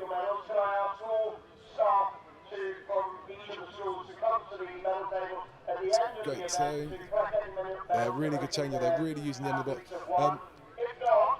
And Jameson, I believe, so someone running for the junior boys there, who was definitely one of the junior boys. So this is a mixed, yeah. You're allowed to be mixed. Yeah, I think so, why not? And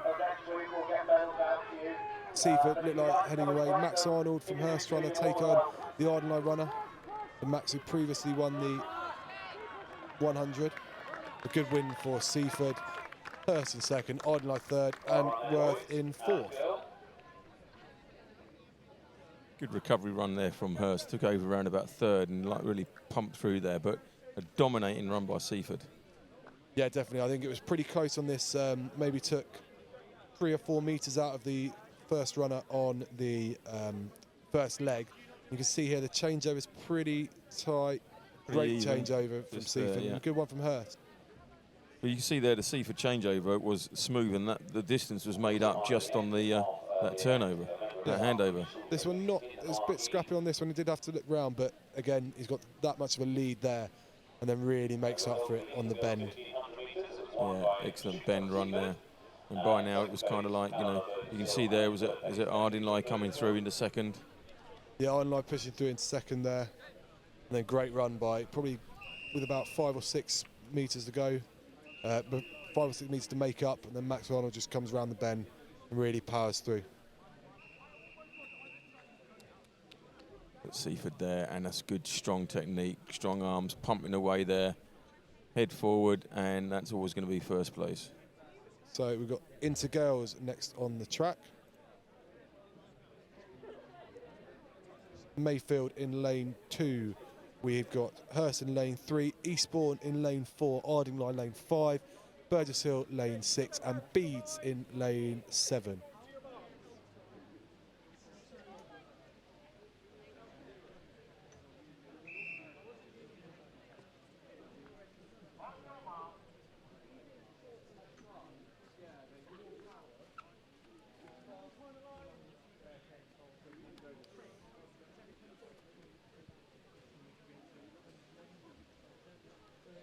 They are ready to go.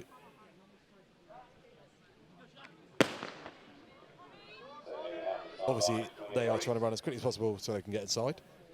Added incentive today, definitely. Yeah, great start there by Ardingly and by Beeds on the outside lane. So again, watch them now. Going to be tight as we go down to this the second changeover.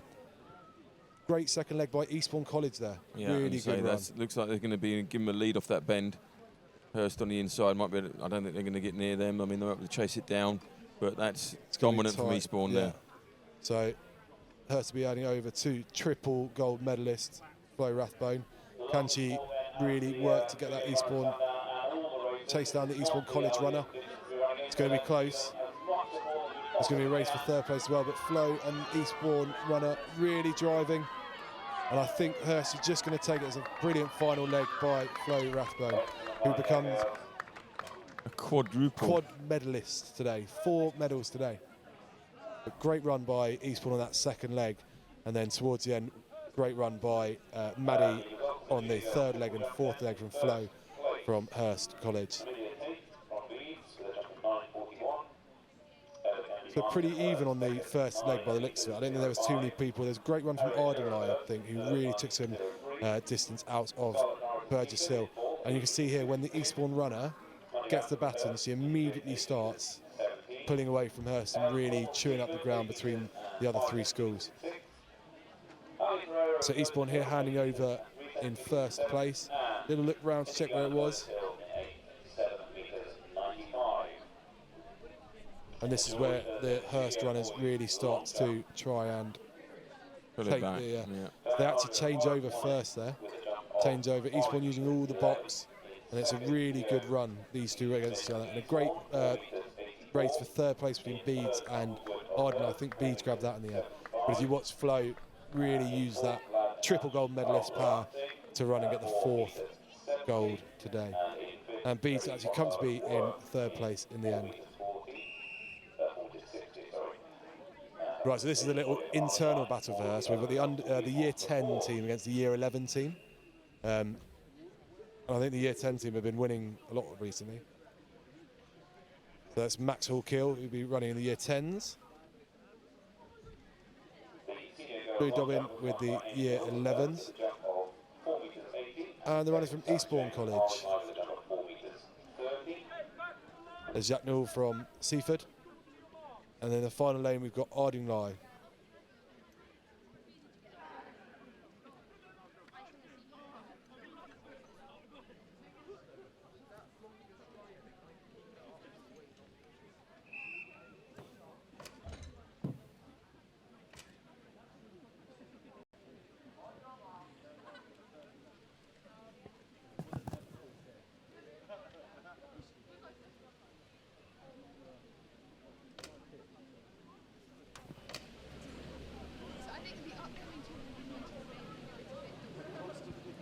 So only a couple of races left to go today.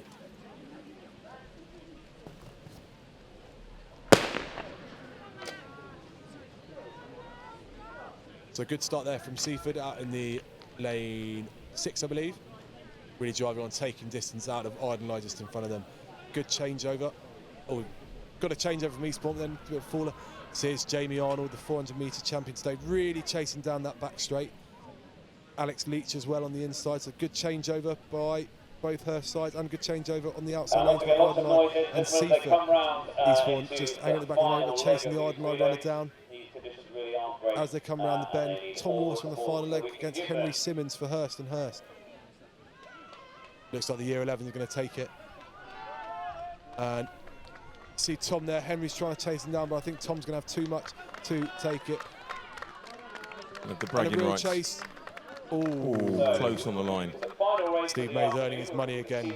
Real tight between Eastbourne and Seaford. I think Eastbourne might have just run it down and then taken it. 28 metres, 41. In second, Hella came on Hurst, 26 metres, 41. In third, is he going to Burgess Hill, 24. So again, great start by Seaford. Jack Newell on the outside here, lane 5. Starts taking some distance out of the Ardingly runner. That's a good bend run, that.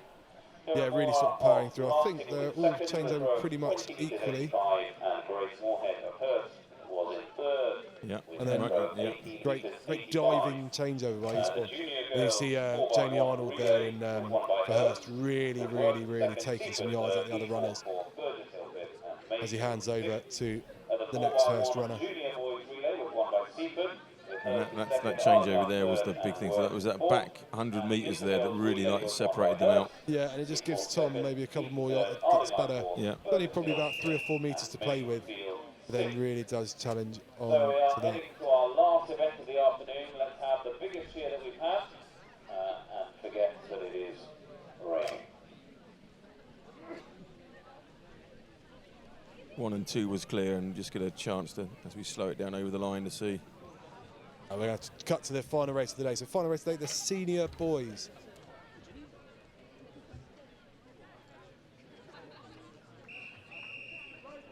So Beads in lane 2, Ardingly lane 3, Seaford lane 4. And I think there's another Seaford team in lane 5, or I may be wrong, it might be Eastbourne. So that's Seaford lane 4. Not giving us many clues there, is he? Could be a beads kind of green. That's another Seaford. Another Seaford team. I can tell by the The badge on the shorts. the badge on the shorts. With the half the badge I can see. So Seaford team there, and we've got another Seaford team here. Ardingly in lane 3. And a Beads senior team in lane 2. Obviously, Beads earlier did have 3 competitors in the senior boys 100 metres. Right. So, the Jolly Boys. The Jolly Boys.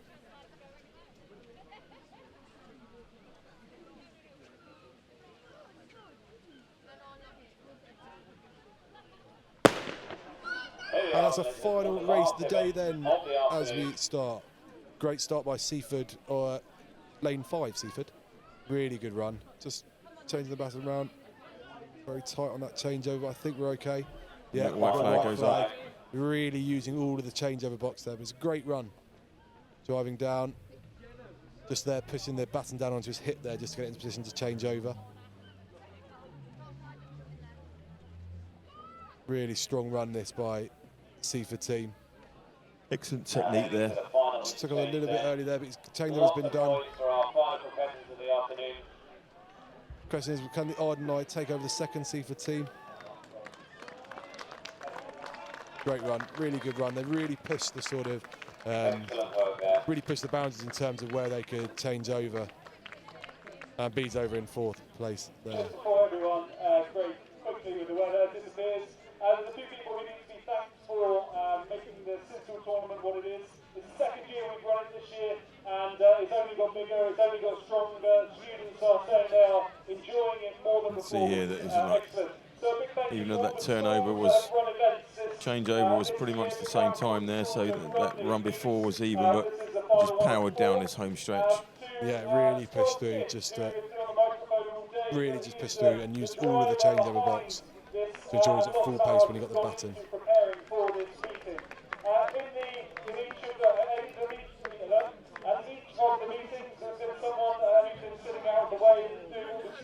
There'll be a couple of medal ceremonies left to go. A real sort of challenge to get all these medals out. I think Rob and Mr. Hunter over there on our English team is doing really well to try and get the medals through as quickly as possible. But a real sort of challenge. I think something like over 600 medals to hand out, or something like, no, less. And just down on the bottom left here, this is your head of athletics for the girls, is that right, Emma? Yeah, it's Ellen Franks there, our head of girls athletics, who, along with Rob and with Steve, sort of organised sort of today. And yeah, just do a really good job. It's quite tough, I know, speaking to our assistant director of sport as well with cricket, it's quite tough to get the kids out competing in or representing the school in this time of term just because of exams, which you can understand. So really just probably a thank you from everyone at the independent school Diamond League to say thank you to all the pupils that have come out and represented their schools, and also all of the schools that have turned around and actually said, come on, let's do this. There'll be a load of us going down, it'll be great fun. Yeah, excellent. And everybody is, as you saw there from that the wide shot, you can see that everybody is disappearing quite quickly. All the field events have finished the track. That was the last of the track, and so it's just for us to say a big thank you to Hurst for hosting this. Nick Chadwell, Chadders as we know, thank you very much for coming in here and basically informing everybody and keeping everybody and myself up to speed with what was happening. Really appreciated. This was a Cheers Mate Productions coming to Hurst and bringing you the Sussex Independent Schools Diamond League 2019 finals. So Nick, thank you very much. Thank you very much, Jacko. Cheers. Appreciate that, and hope to see you at the next one.